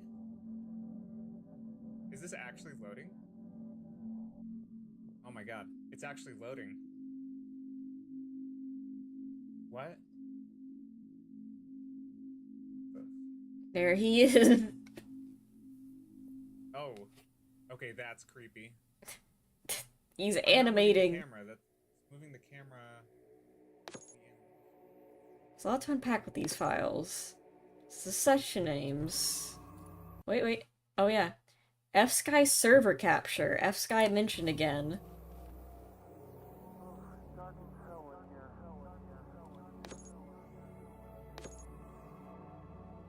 We're actively investigating these 21 files, as they seem to contain lots of relevant information regarding the nature of the Interloper demos.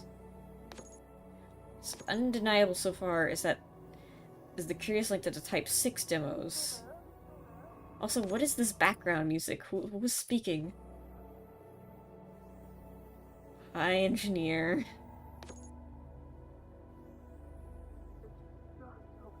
Hee hee, smile. Hee hee, smile. Hee hee, smile. He really was. Messages.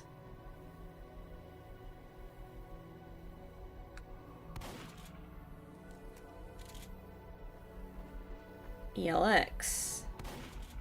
Bye, Pyro. TF Demo 23. One of the rare few demos that generates a map to go along with it. Hee hee. ELX. Piece of map text in the void.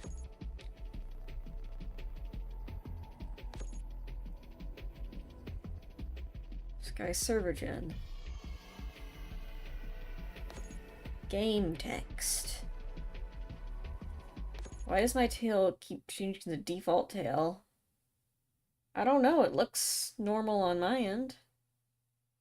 I mean, it looks like the one you got on... It might just be like a glitch with the server itself, not sure. I think MapGen is starting to learn how to type. 4AY. So it's clearly, like, there's clearly still people behind this, even after all this time, but why and what are they doing? So this isn't like a bunch of AI just left to their own devices. There's still clearly something happening with people behind the scenes. I was 10 minutes behind. Whoops.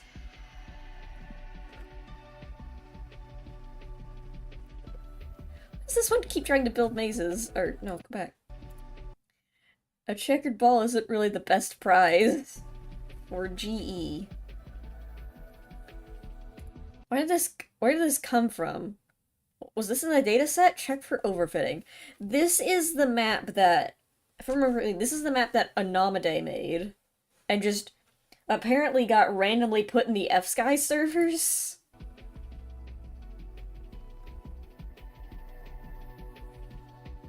It seems like whatever this is coming from, it's being used to annotate something inside these maps. This wouldn't be the only format which these messages would be hidden.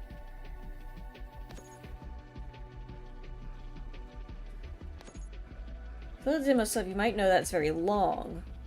Though everything stays frozen in place, not much is happening.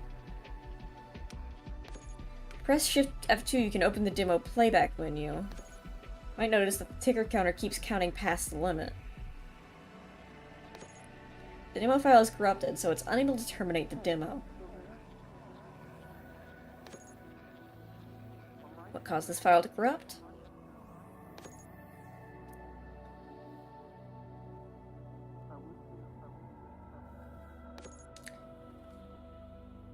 Find the hidden message.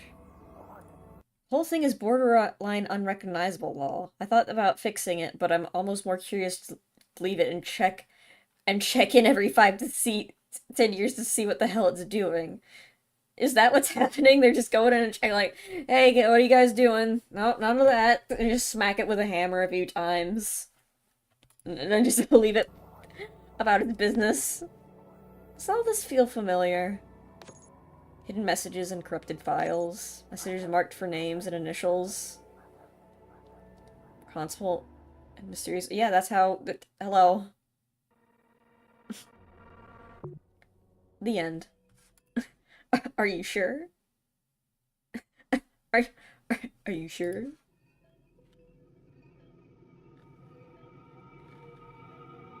Finally come back full circle. Began this investigation back in 2021, nearly 3 years ago. Though I haven't been able to put this puzzle together, I've been able to figure out some details.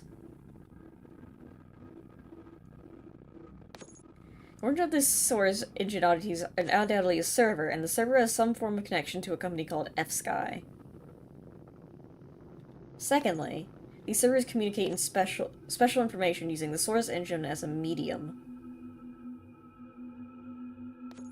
This system probably exists for someone. Ooh. Me! All the way back in Interloper 2, we managed to gain a thread into the server by pure chance. And the likelihood we will ever be able to replicate these conditions again is very low, 002, by our estimates. Okay. Could be worse.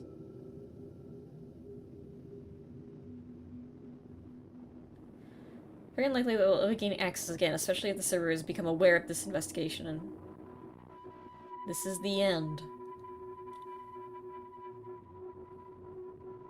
At least, that's what we initially assumed. It's now become clear that the Interloper has left us with one final gift. Merry Christmas. Skybox. Yeah, I have no idea. I've been watching it for hours, and I haven't really seen it do anything.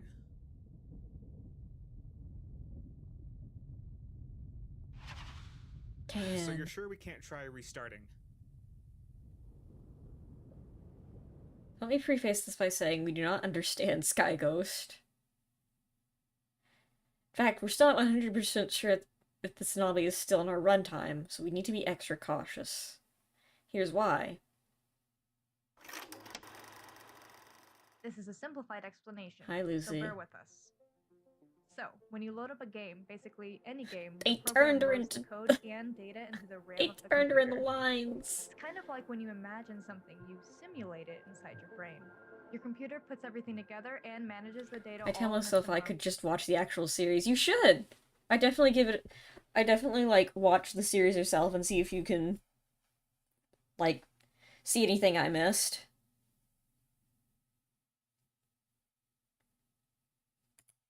They took her Okay. body. Though it's not the correct term, we're going to refer to this as a runtime.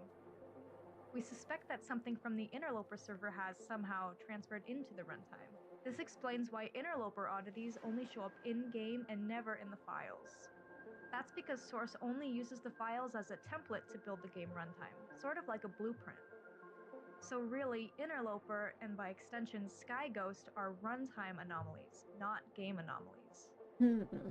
So, in order to preserve it, we need to keep the runtime functioning with no interruptions. This means we can't restart the game, update the Project Skybox mod, or even change the map, since a map change could potentially purge our runtime of the Skyghost. We first need to figure out if something is really in here. And if there really is something here, we need to figure out how it ticks in that same time frame. There's no room for us to take any risks here, so we're going to keep this experiment contained. Because all it'll take is one crash, freeze, The or man. power outage, and that'll be it.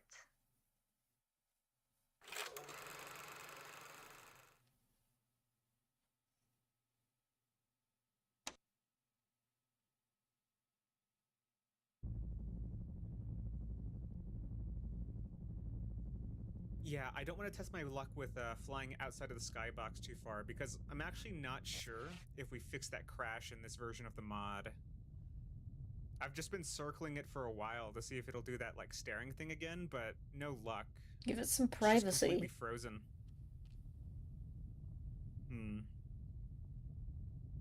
So, you're probably seeing this video 1 week after the Tuesday incident. So, for the time being, we're still going to be referring to this thing as the Sky Ghost, which is the name that we came up with.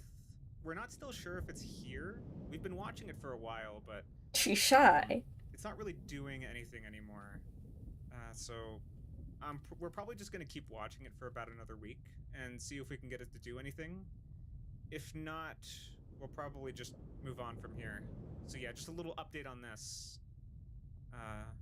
We just need to verify that it's actually still here and it didn't leave us. You know, maybe it left after the interloper timer ran out or something. Hard to say. February 9th. Alright, so I'm kind of running out of ideas. Monk. Though I've been thinking back to Interloper 8, not mine, I mean Entity Capture, and how he was kind of in a similar situation to us, you know, something about dealing damage can make them more active. From a technical perspective, it might make some sense, because in the source engine, there are various entities. Is that like in the folder? Because I actually don't know what he's talking about. Like triggering events and executing themselves, so it's not out of the question. But the problem is, there's only a single weapon in this mod, the rip-off physics gun, so we can't like shoot it or anything. And the map is also just the benchmark map, so there's no damage triggers. Stop being mean to her. Yeah. We might have broken it. I've tried, it's not really doing anything. So, I'm curious if anybody has some good ideas for doing some damage testing. Stop hurting her. February 16th.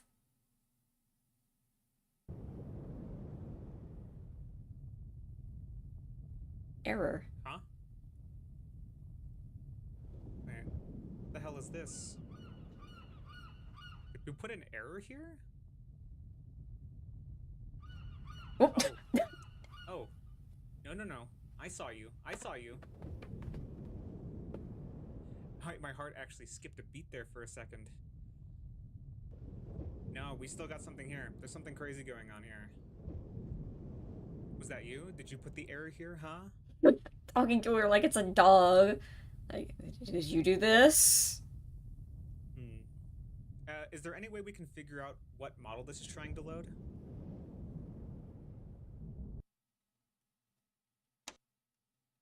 Alright, a bit of an update. I did something kind of stupid. So basically, I loaded every single source model and texture asset. Giving her toys to play with. The error is not around Demo Man is here. But if another one does get spawned up, I think we're going to be able to see what it might be. I am a little worried about it being able to spawn assets. However, assets are something that you can hot load in source, so this won't require a restart. So, if that happens again, we can actually take... Cutting him off again. He's playing with Heavy. 2 of them.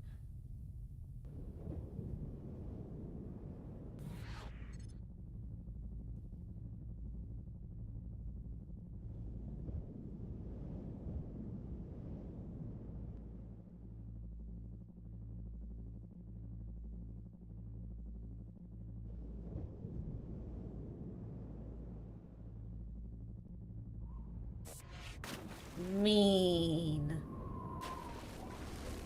Jumping into the ocean. It's rude.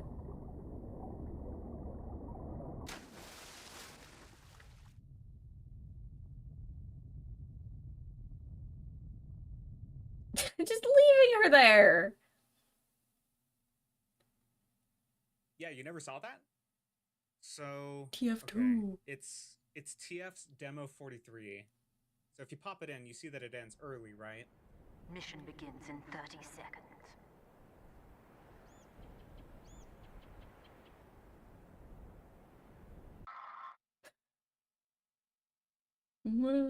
Well, that's because of this secret message right here. Sure what this is or how it got here. Expunging this for now, check later. Server A. If you remove the message Not and sure. save the file, then we can replay it, and... Mission begins in 30 seconds.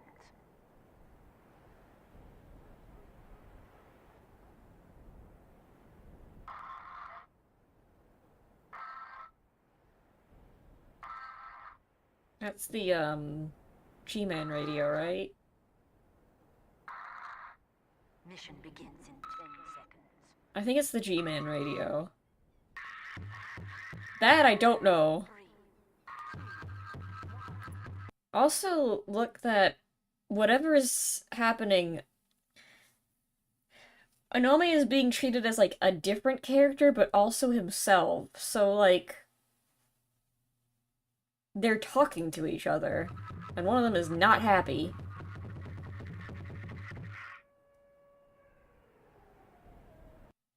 Yeah, what the hell, right? This one is very unsettling, but... Now, the other one is the Day of Defeat one. Wait. We'll never know what the Day of Defeat Wait, one yeah, did. hold on.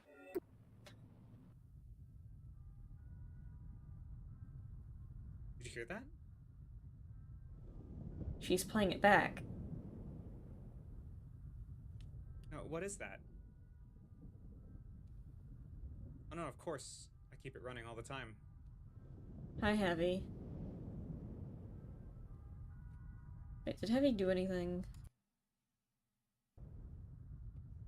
No, what is that? Oh no, of course. I keep it running all the time.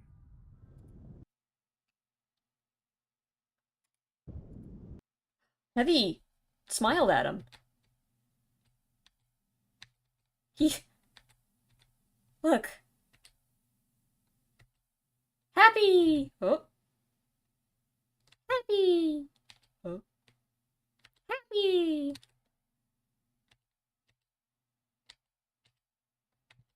Is he following him too? Oh no, it's definitely moving. He's like getting happier. Oh, that's... Hee hee smile, hee hee smile, hee hee.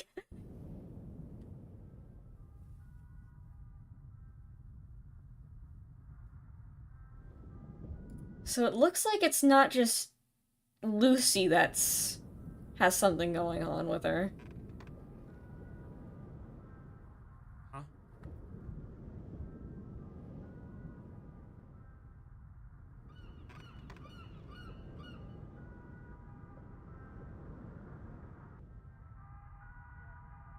Yeah, it's playing the same song, just not corrupted.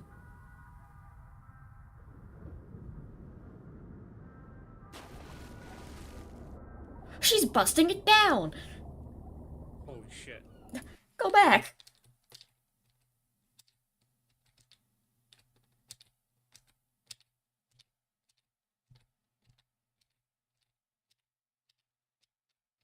Go back. I like how she doesn't even stop looking at him. She's like, she's making direct eye contact like you didn't see anything. I'll go back. I see her grooving.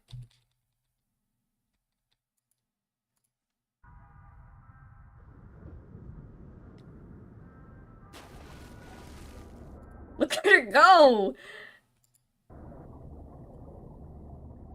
Holy shit.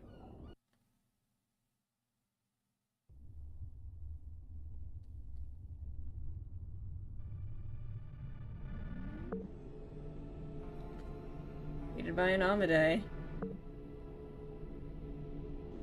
Music by Punamodi, or whatever that was.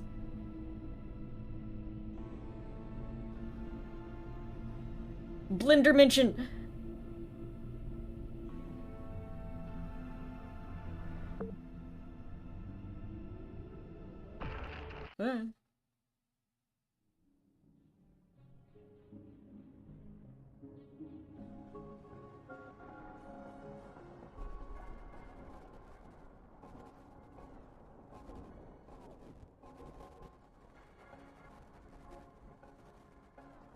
Thank you for Patreon support.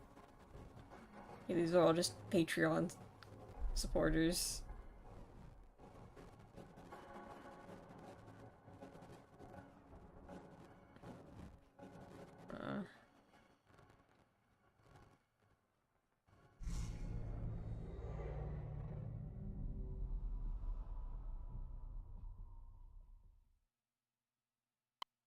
X.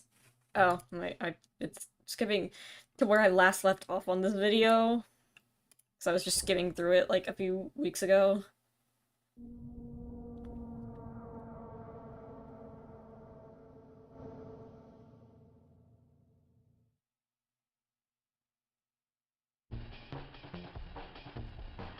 You've heard of Interloper 2 and 9.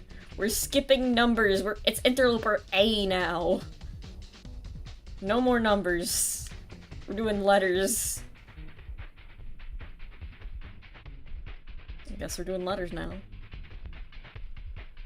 Interloper A. Do you see this? Oh, Lucy, you good? She still seems to be obeying the laws of physics here, but Is she? ever since we activated her, she's just kind of been doing this. You know, hovering around, navigating, spawning models, playing sounds. Yeah, like that. Playing sounds.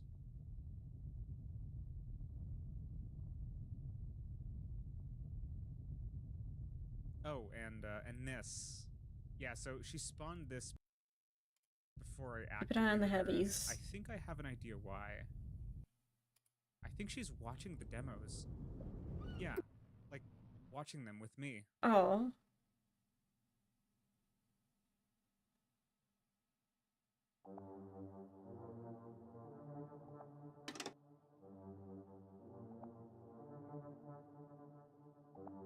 A few months ago, we began investigating the Skybox oddity.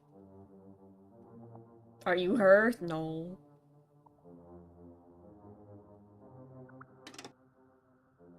Quick timeline.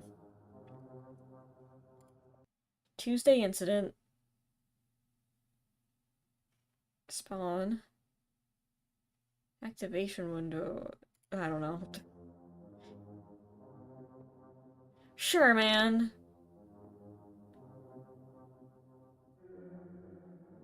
We've been observing the behavior patterns of the Skybox since activation. Skybox does two types of things, active effect and passive effects.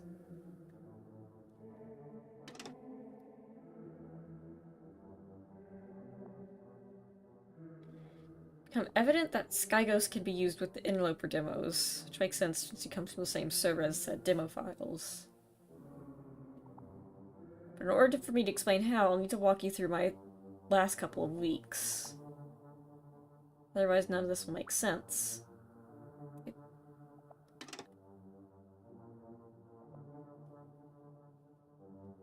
First, you need to know about the Skyghost active effects. When you're using the term active effects, because these are sporadic bursts of activity, usually happening at random. See these videos.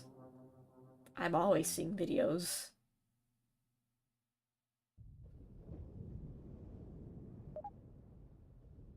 Oh, wait, hold on. I think it made a sound. Oh, What? they're dancing. She made a friend. What? Animating? Oh. What? What even is this? It's just floating now.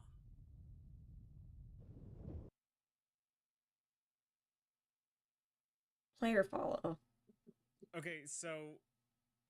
Okay, it's been like weeks without anything happening. It's just been pretty dormant, but all of a sudden today it just started doing this. It's, look.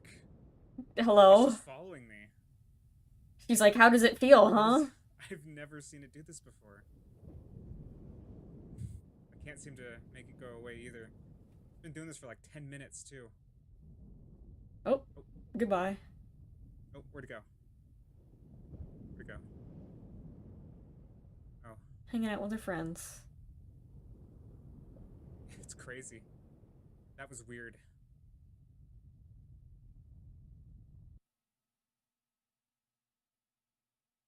Sound wave.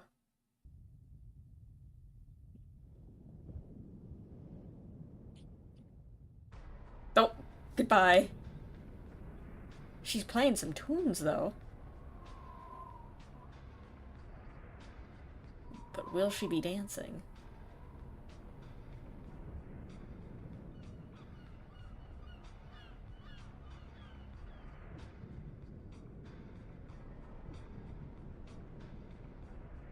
Where is she?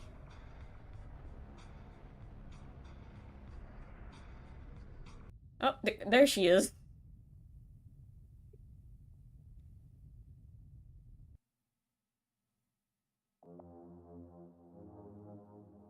These 4 occurrences are the only 4 active effects we've seen so far. In these effects, Skyghost is usually dormant. Well, almost. Passive effects.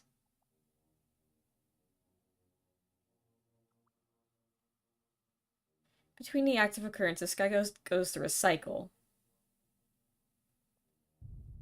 Most of the time she's in this state, just T-posing. However, from time to time, about 48 to 72 hours, begins the cycle by instantly teleporting to a new location. Step 3, it plays a random sequence of 3 sound effects. Finally, step 4, the model glitches and remains this way for 1 to 2 minutes.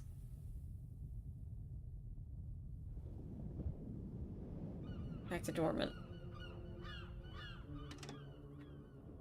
Hidden data. Interloper demos have data hidden within them. Previously, we only suspected this case, but now we know it's for sure.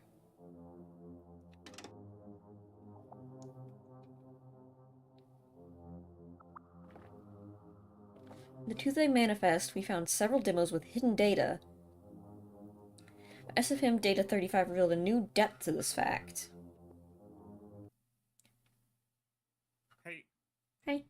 So, everybody on the public Discord has been talking about Data 35 from the SFM poll. And taking a look at it, it is indeed a weird one. Yeah, so everything looks pretty normal. Package request from poll, big clip. This all tracks with all of the other hidden SFM sessions, right?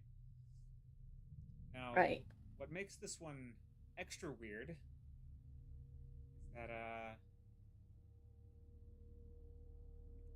Door. Floating objects. I don't think any of the other ones had like other objects moving in this way. Some of those objects might look familiar to you because it's the pod. They stole his car! So it just so happens that the final demo that we receive from SFM contains the exploration pods that we used. And this is pretty exact, too, just looking at it. This is, like, exactly what I built out, which makes it particularly interesting. You might notice the camera's not here, and that's because there is a camera here. It's the pod camera. It actually added it. Ravenholm Voyager returned. They brought it home. So somebody else on the public Discord actually caught this before we did. But if you go in the element viewer and you go to the MISC bin, there's a bunch of commands in here where it's basically executing commands to display quirky little messages in the console. It's kind of weird, but apparently that's pretty normal in these, based on what we found so far. But this session, and this session only, contains in the MISC bin another session. SKY server capture. DM element. So if you right-click this and then you export it as a DMX, it turns out it is in files with it. They put a source filmmaker file in a source filmmaker file. You can see what it was.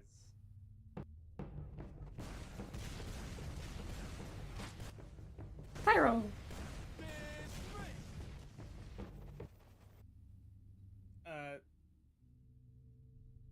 There's just a random SFM tutorial. So I happen to recognize this, that this is the tutorial ARG aside, I don't know. For Source Filmmaker, like the one that is used to teach you how to use Source Filmmaker. Anybody who's used it recognizes this immediately. But what's interesting is just that this was hidden not just one, but 2 layers deep within the demo file that we generated, demo 35. And I feel like this confirms a suspicion I've had since day one. It's only making sense to me now that these demos seem to contain a lot more than what they let on. Like, there's more going on here. No way. So the question is, right, we can extract and extrapolate it in these sessions, but what about the regular demos? Do you suppose that the actual demos might have something hidden inside of them and we just don't know how to look at it yet?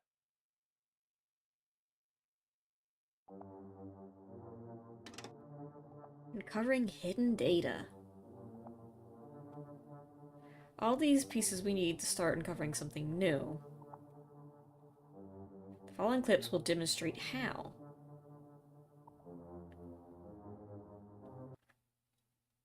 Thinking about demos, just think about them for a second.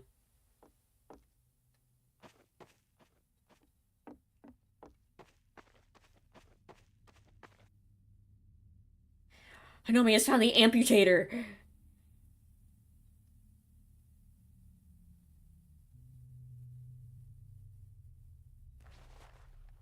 It's no Uber saw. You know,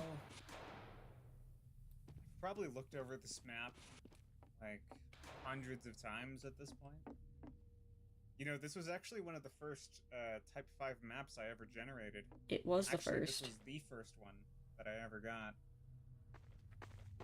The Shadow Realm. Something about this one that makes me think that I missed something. Like, there's something else here that I just have not found yet, and nobody has found yet. I do have the Final Fantasy VII demo disc. That's what we need to crack the code. Yeah, it does that when you get too close. You know? You know. I've never really given it much thought. Why does it always build cube maps? For fun. Like, why is that such a common thing? Like, that can't just be a coincidence, right? Need to find the Final Fantasy disc. You know, Cube map I'm testing. not sure if we ever tried this. So maybe this is a bit of a long shot. But I have this demo open, the infinite demo. I'm just gonna see what happens if I try to build cube maps while the demo is running.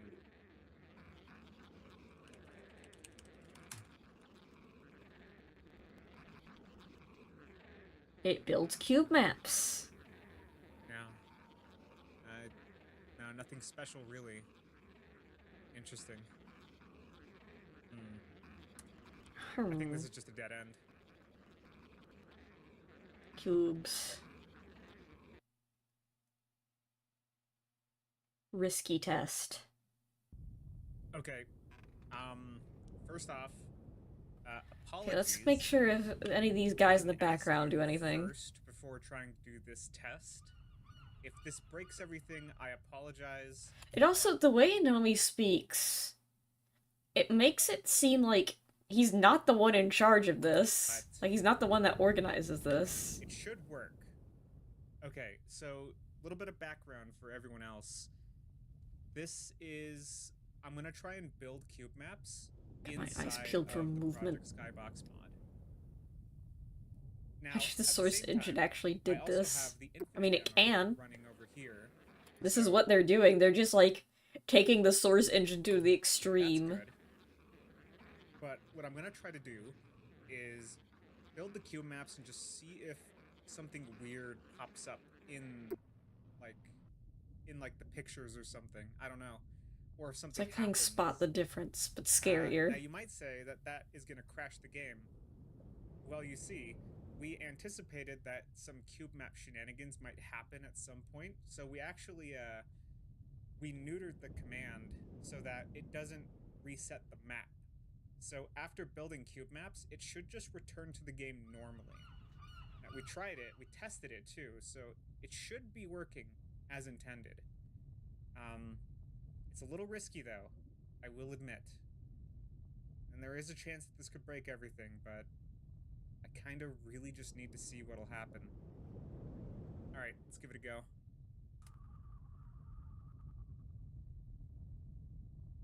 It's working. Working. You're cubing your maps. Okay, that looked more or less normal. No crashing though. Yeah. Alright. Well, at the very least, this just confirms that cube maps really are. Oh, did something move? I thought I saw something move. Alright. I thought I saw... Well, at the very least, this just confirms that cube maps really are just, dead end. I don't think it moved. I thought it...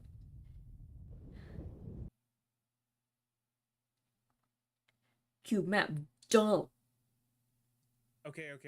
I hate to bring this up again. What's he talking to? But I was doing some What's more it mean? research on exactly how the cube map command actually works. And I discovered an interesting little exploit where if you start building cube maps, like I'm going to build cube maps now, if you go into the source Filmmaker and you start rendering a blank movie, you'll actually start rendering the cube maps from the other game. Is that an actual glitch? I'm pretty sure this is a well-known, funny little interaction. What I was wondering is...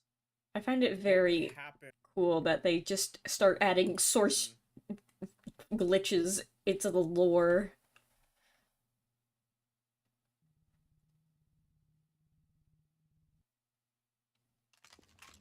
Hi, Father Grigori. Over here, brother.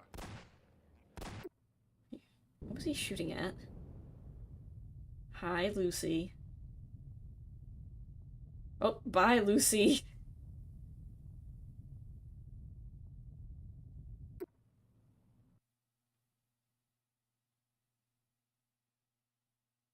Alright, what do we get? What's the funny glitch do? Something is happening. Holy shit, that actually worked. It's a cave.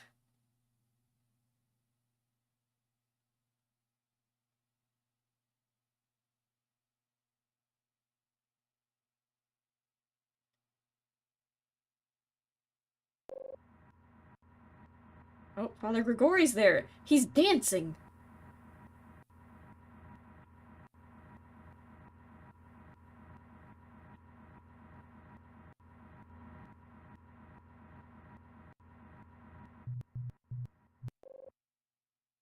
Huh. So, this exact combination of things made this?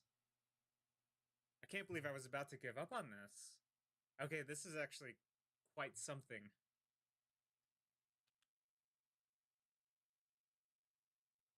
Replication Okay, failure. never mind. I don't get it.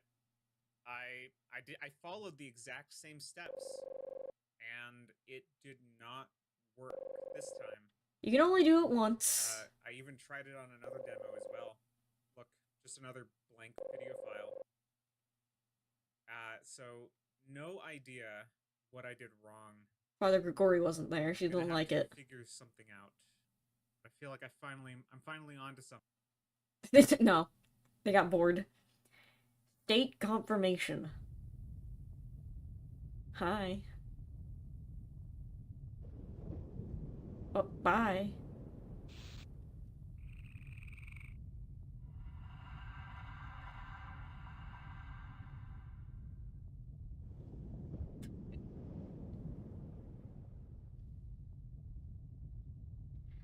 Oh, he has to do it while she's in her little fear mode.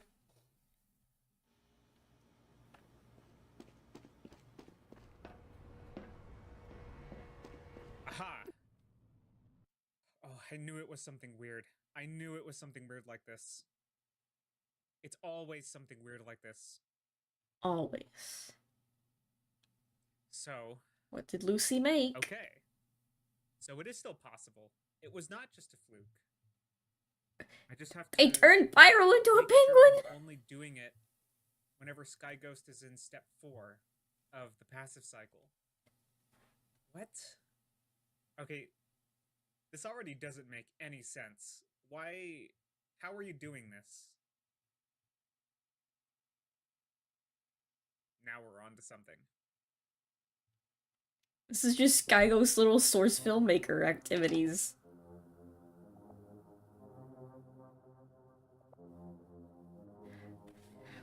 Referring to the new process as cube map examination. Scurry has only really come to a fruition a few days ago, so I haven't had a chance to examine all the hidden data yet. It's mainly because running a cube map exam has to happen at a very specific time every 2 to 3 days. Following our other 2 cube map exams we've managed to run so far.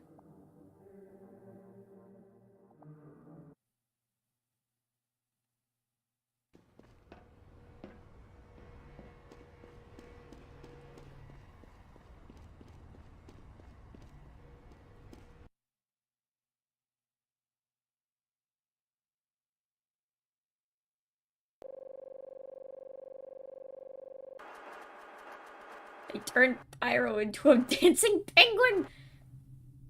And there's pumpkins. And then... he did this.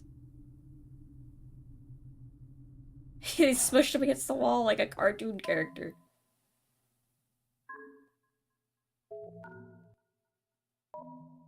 Very cool, Lucy. Very talented.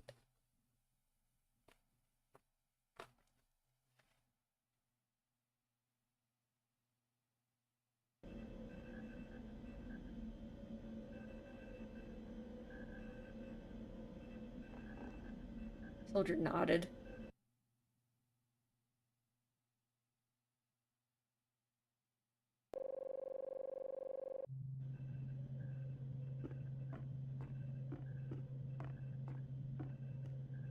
Oh, she's recreated it. It's funny. This is like exactly as I remember it. There it is. She uncorrupted it. Interesting.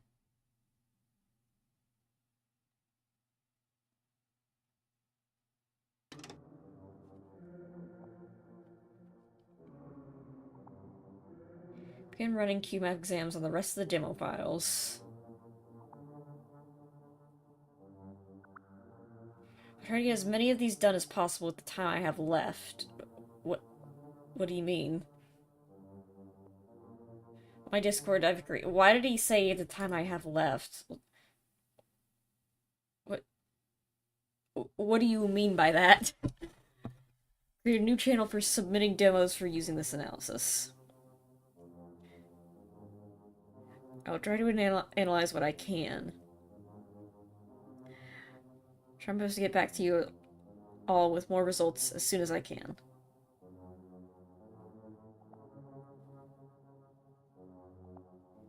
I'll keep you all in the loop.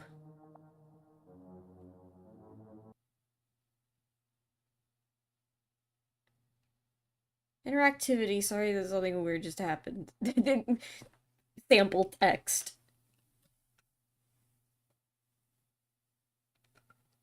I was doing a last-minute test.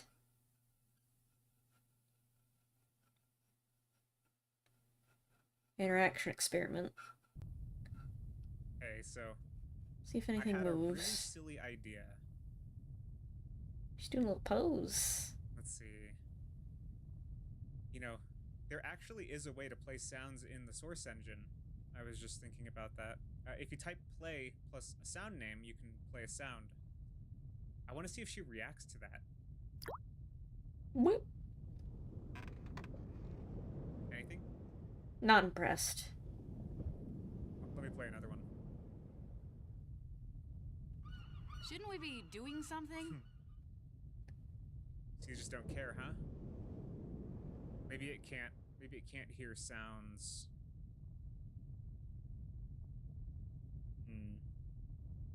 Give her some music. Oh, I have a really funny idea. This part makes me really upset. How about the classic? This one. Oh. He played a mean prank.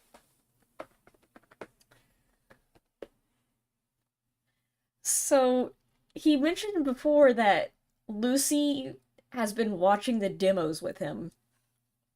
Like, he saw the heavy thing, he was like, oh, it must be watching the demos with me. And that means it's heard that noise and has seen what happens when that noise plays. And has seen the NPCs get ripped to shreds and brutally murdered when that sound plays. We just saw poor Lucy have a fear response. Literally just scared. Yeah. No way. Where'd it go? And I think the demo man moved. No way. Yeah, he moved. Where'd it go? He got up. Oh, yeah, and he's gone now. Normally just...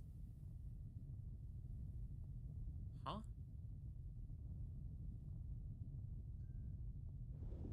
Where did it go? Yeah, he's moved away.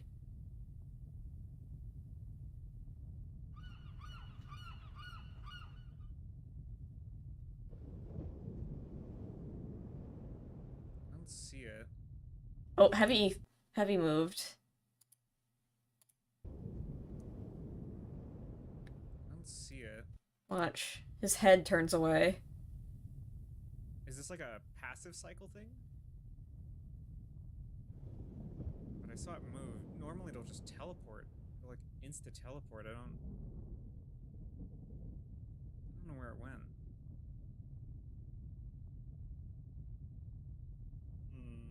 Okay, maybe I'll have to check in the water. It kind of like flew away. Okay, I'm unsure if it actually reacted to what I did, or if that was just coincidence.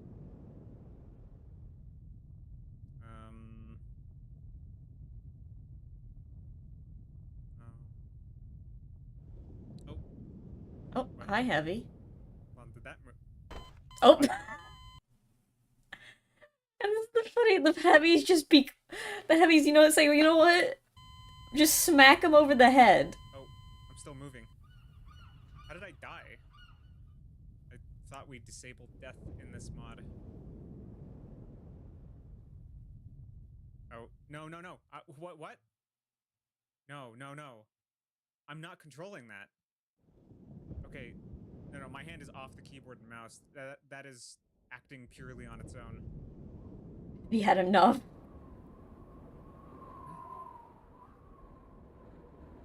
Can't move.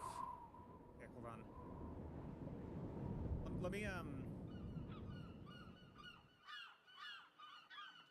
Hold on. What's he doing? Someone's got to be messing with me. He thought he turned around like, what? I literally just unplugged my router.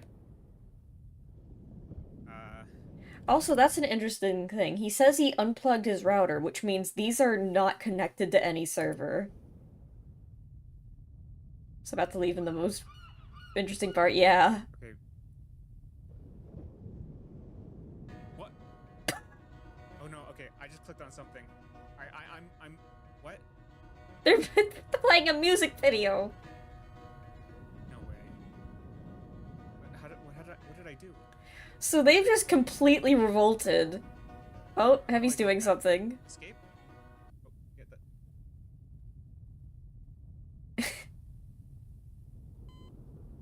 And literally places a combine, slapping its ass in front of him. They're taunting on him. You can kind of see him in the window there.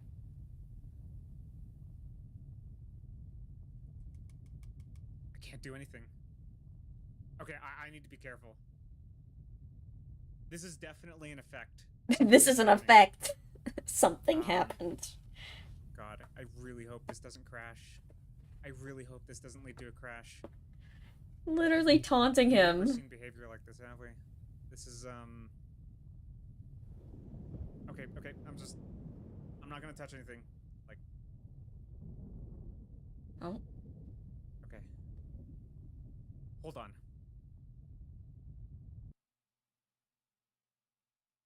Thankfully my game didn't crash.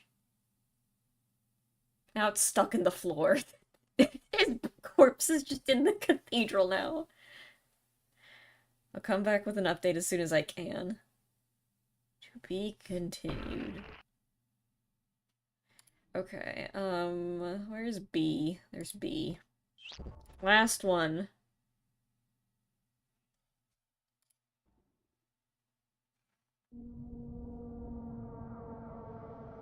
Creative mode.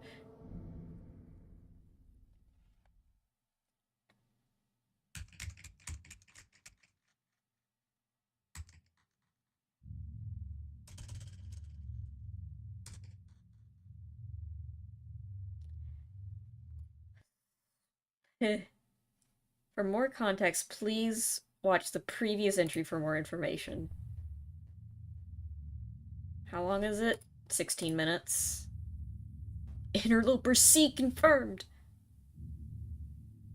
But basically, I somehow caught rare source engine anomaly on my computer. It lives there now and it won't go away. This is a demo submission thread that I created for obtaining demo files. However, I've since closed the thread E for 2 reasons. One, someone had tried to infect me with a computer virus a while ago. 2, I received a very interesting submission from a mystery user. Should have been nice to Lucy, literally. He could have, like, played toys with her. Like, you had so many fun props and you decided to play scary music. You could have, like, tried to have a conversation with her, but no, you chose to play a mean prank. He basically did the AI equivalent of firing a gun in a crowded building. Didn't even write sorry in the chat. I think this is going over Itemona stuff. Then again, he probably, I think if I remember correctly, he covers it. DM me. Pausing this now.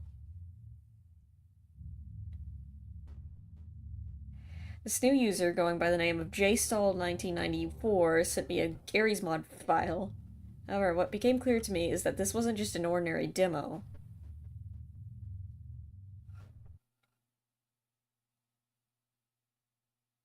Gary.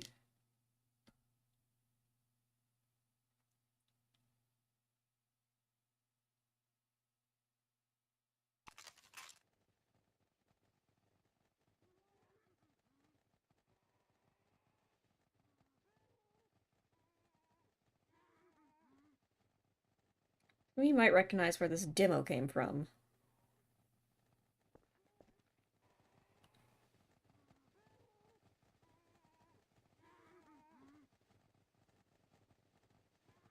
It's from an old YouTube video from 2007 created by Ida Machinima. Created for 2014. You know, I will go over one Ida Mona video. The most important one.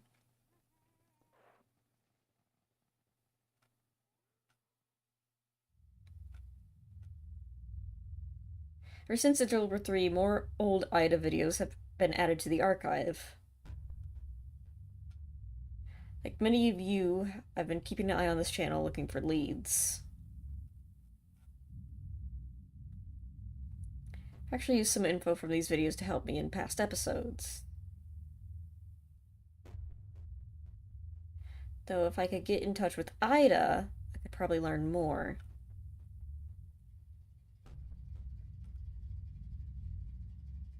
Is the user who sent me this file the original Ida?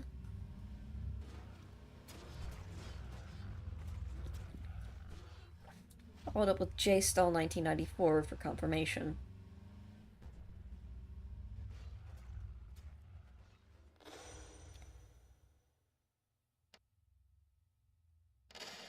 I knew Duma back then. It makes sense. You can verify yourself by playing. I don't get it.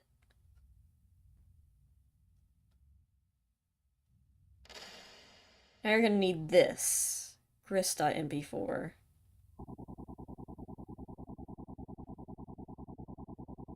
It's beautiful. The wonders of nature.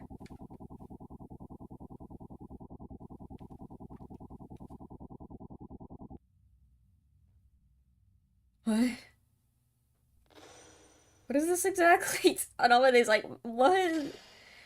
Feeling is that what you've gotten in the game now, I should try using it. So, you're saying that this thing is like a primitive version of whatever.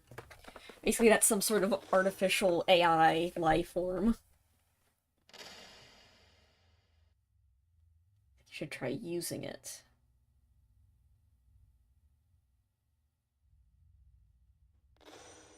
So what? Are you the actual Ida Machinima? Have you experienced this before in your investigations? I only have one recording of an encounter here. We could theoretically watch this video. It is...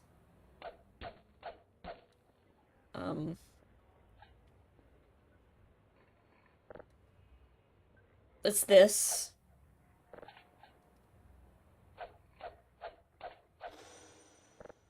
An hour-long video of Ida hitting a can. You shouldn't try to do this. Do not hit a can for 1 hour.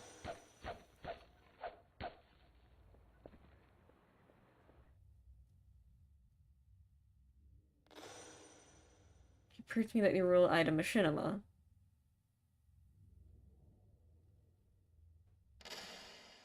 Gary Mans, not move. Gary Mans episode 4.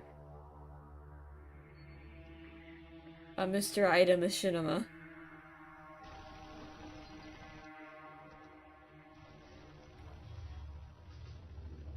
Verify I sent this video to the file owner of the archive channel. I did confirm that this is a legitimate upload of Ida's deleted channel. Along with the 2 other video files, it's legitimate. What does it mean? Popularity of Interloper has resulted in unexpected discoveries. And there are 3 new videos that have since been added to the archive. You can view them along with the new videos in the Ida Machinima archive.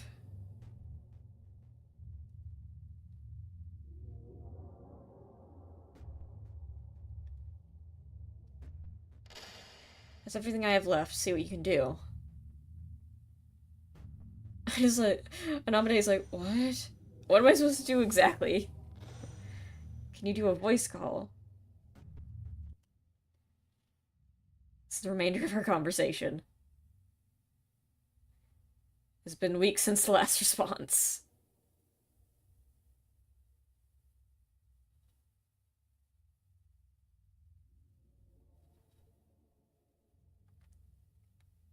Demo submission thread receives hundreds of demo submissions. Handpicked, randomly selected 6 of these for testing the glitch. Though, it has been pretty difficult ever since I died. That does make things difficult.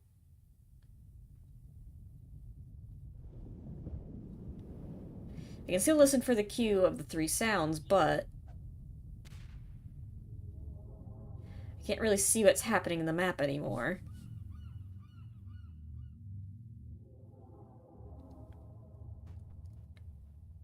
We've decided to simply play it safe.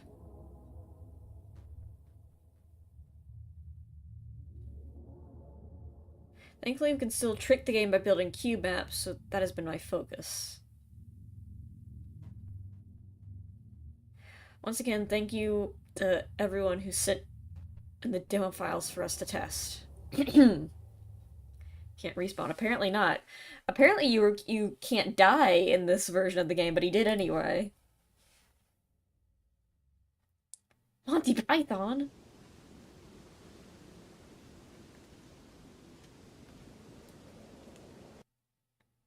Some output.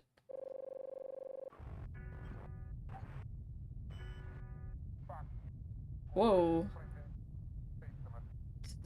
Weird human model. Looks like it's saying something. I mean, it sounds like it's saying something. Map seems to match the demo.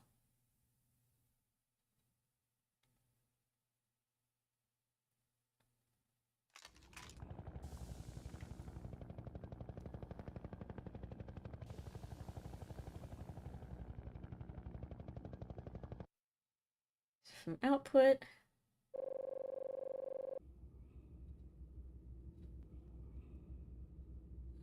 Just someone walking around?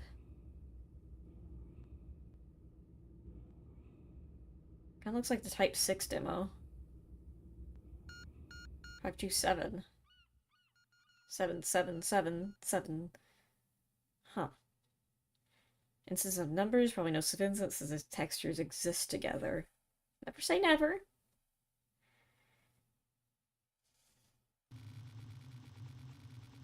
Oh, there's the Sea Strike demo.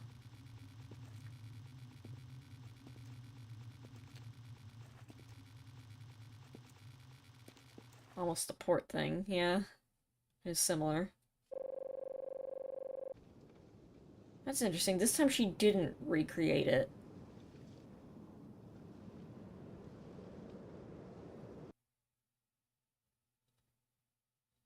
Very different from Fortress. So I had to test something else. What happens when you use a regular demo file and a non-interloper one?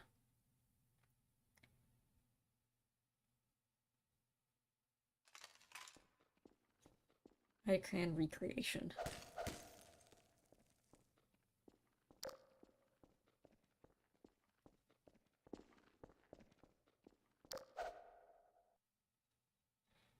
Some output.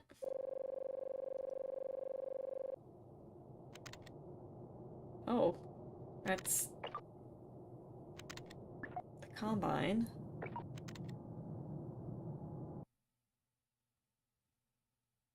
Actually worked.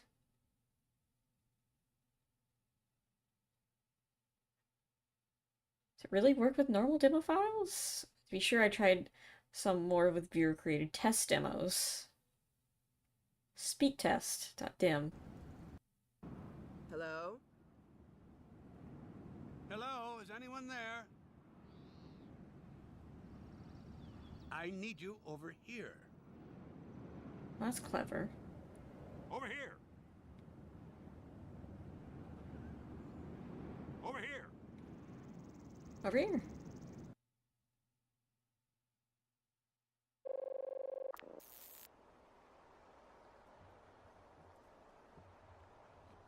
Oh, it's like looking around. Like, where's that coming? Oh, the cone!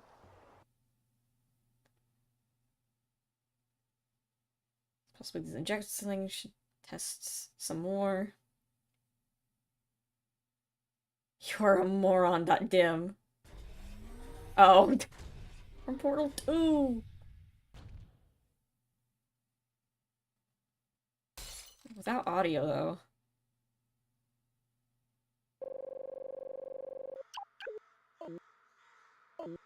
I saw like a frame of something.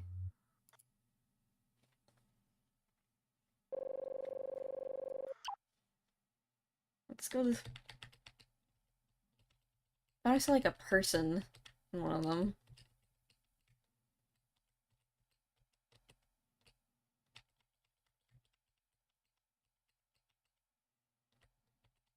No, maybe I was just seeing things. I mean, they're there, obviously.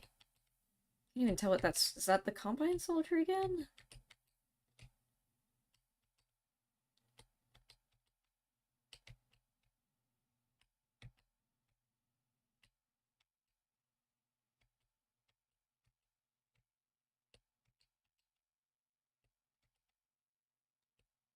It's also like some sort of X symbol.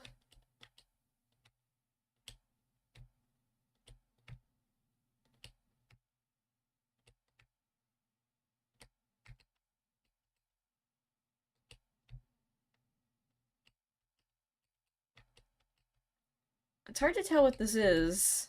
I mean, where this is. It kind of looks like it's... Like, out here is, like, where is, Project Skybox.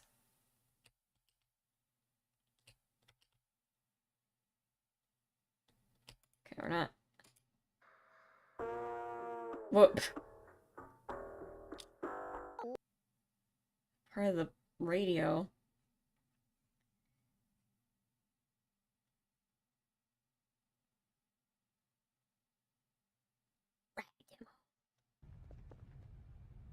Why is this called Rat Demo? It's flexing his rocket jumping skills to juke Lucy. Whoa. Oh, she's impressed. She's playing some... Oh, she's trying to recreate it! He's like, yeah, I can do that too. That's funny.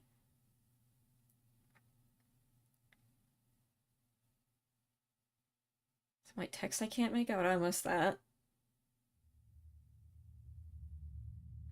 One thing, we were wrong.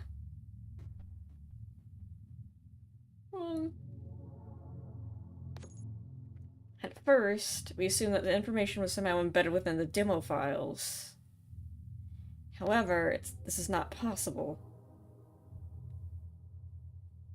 Many of these demo files were created by the viewer, specifically for me, so where's this embedded data coming from? Lucy made it. There's only one possibility. It's being generated.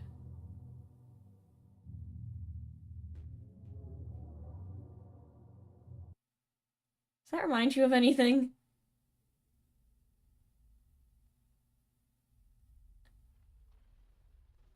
Even though it's been a long time since we've had access to Interloper, I've been more convinced that some component of it was captured in Project Skybox. Actually, I can only speculate this. But something weird happened a week ago that convinced me.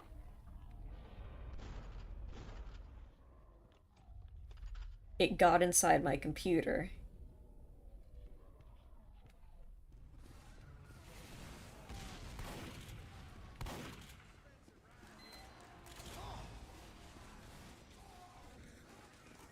Average 2 Fort experience. Anomaly. Oh, he's found where he is.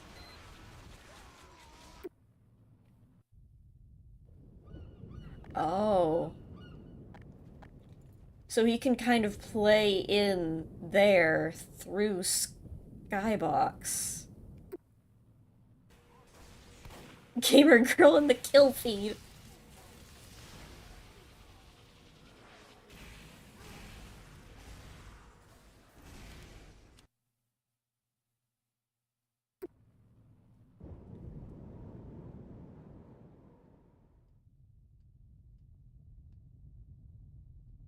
Oh.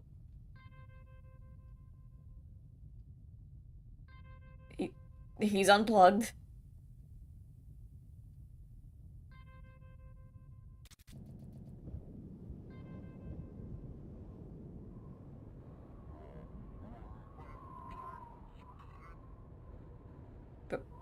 Bye.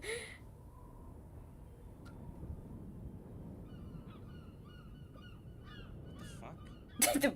My thoughts exactly. I'll see what else I can find, then come back to this soon. To be continued. And that is the last episode.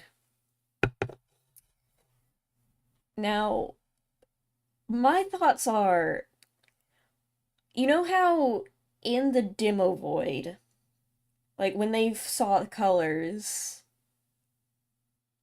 and then when they took multiple pictures of it and they saw that something was moving in the background, I think what's happening there is now happening in the Skybox program. Did he die? That was last episode that we watched it. Last episode he was killed by the random NPCs that Lucy was controlling and or also were in there. So I think what happened is Lucy was the first to join, and then a bunch of other, like, they, actually, let me explain it better if I go to, no, not Anomaly, let me hide window capture. Machinima.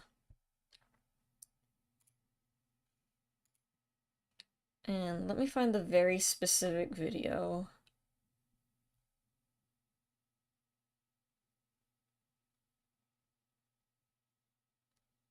Okay. Goodbye. 2014, I'm done. So this was allegedly the last video that Ida uploaded. Okay, that's it. I've had enough of this shit. I'm quitting YouTube. I'm stopping my projects. I'm deleting everything. Hope you're all happy and now leave me alone. Lastly, I deleted the Mona. Proof.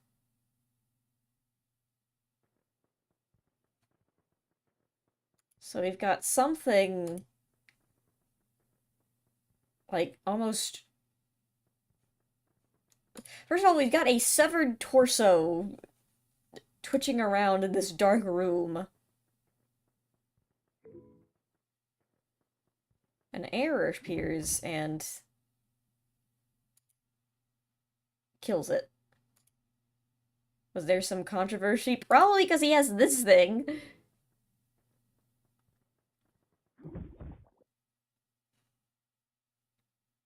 Thanks for nothing. So what I think is happening is whatever, I don't know how they get in here, but like these things, like, because originally in Skybox, Lucy was just a ragdoll. And then suddenly she started moving. And there were also other ragdolls that started moving. So what I think happened is that the NPCs, like, take control of already spawned ragdolls, maybe? And then they hang out in the demo void. And clearly, since this was like 10 years ago, it's not as advanced as... Because we see that they change. So it's not as advanced, like it can only really move its arms. And then the error, I want to say this is like the Umbrella Man and the head guy, where they're manually controlled in some way. Like, you press the button to send them out to delete stuff. Because it moves, like, kind of on, it moves on its own. So what I'm thinking is these NPCs live in the demo void to avoid the things that delete them. And they're currently treating the Skybox as like their little house, and they're clearly like moving stuff around. The Interloper does seem like a man-controlled entity most of the time. So I guess that's what F-Sky is doing. They're like creating NPCs, and if they don't like the way they're acting, they just delete them.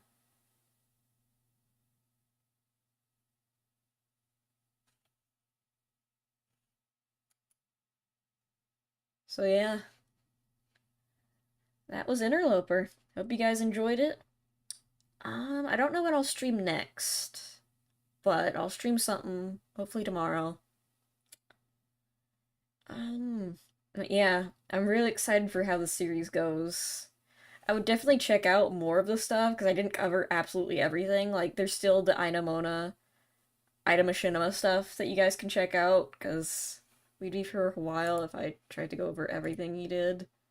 And I mean, some of it's like literally nothing. Some of it's just literally Gary's mod Machinimas from 2007. I mean, there's this 30-second demo, which seems to be from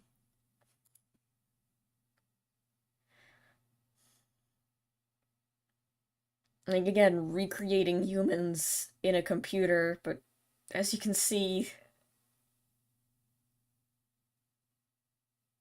it doesn't look very great. Wow.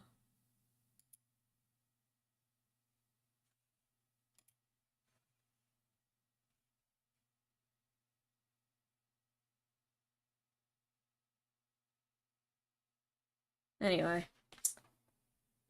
that's all for tonight. I'll see you guys later.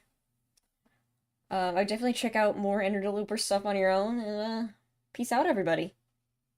Night.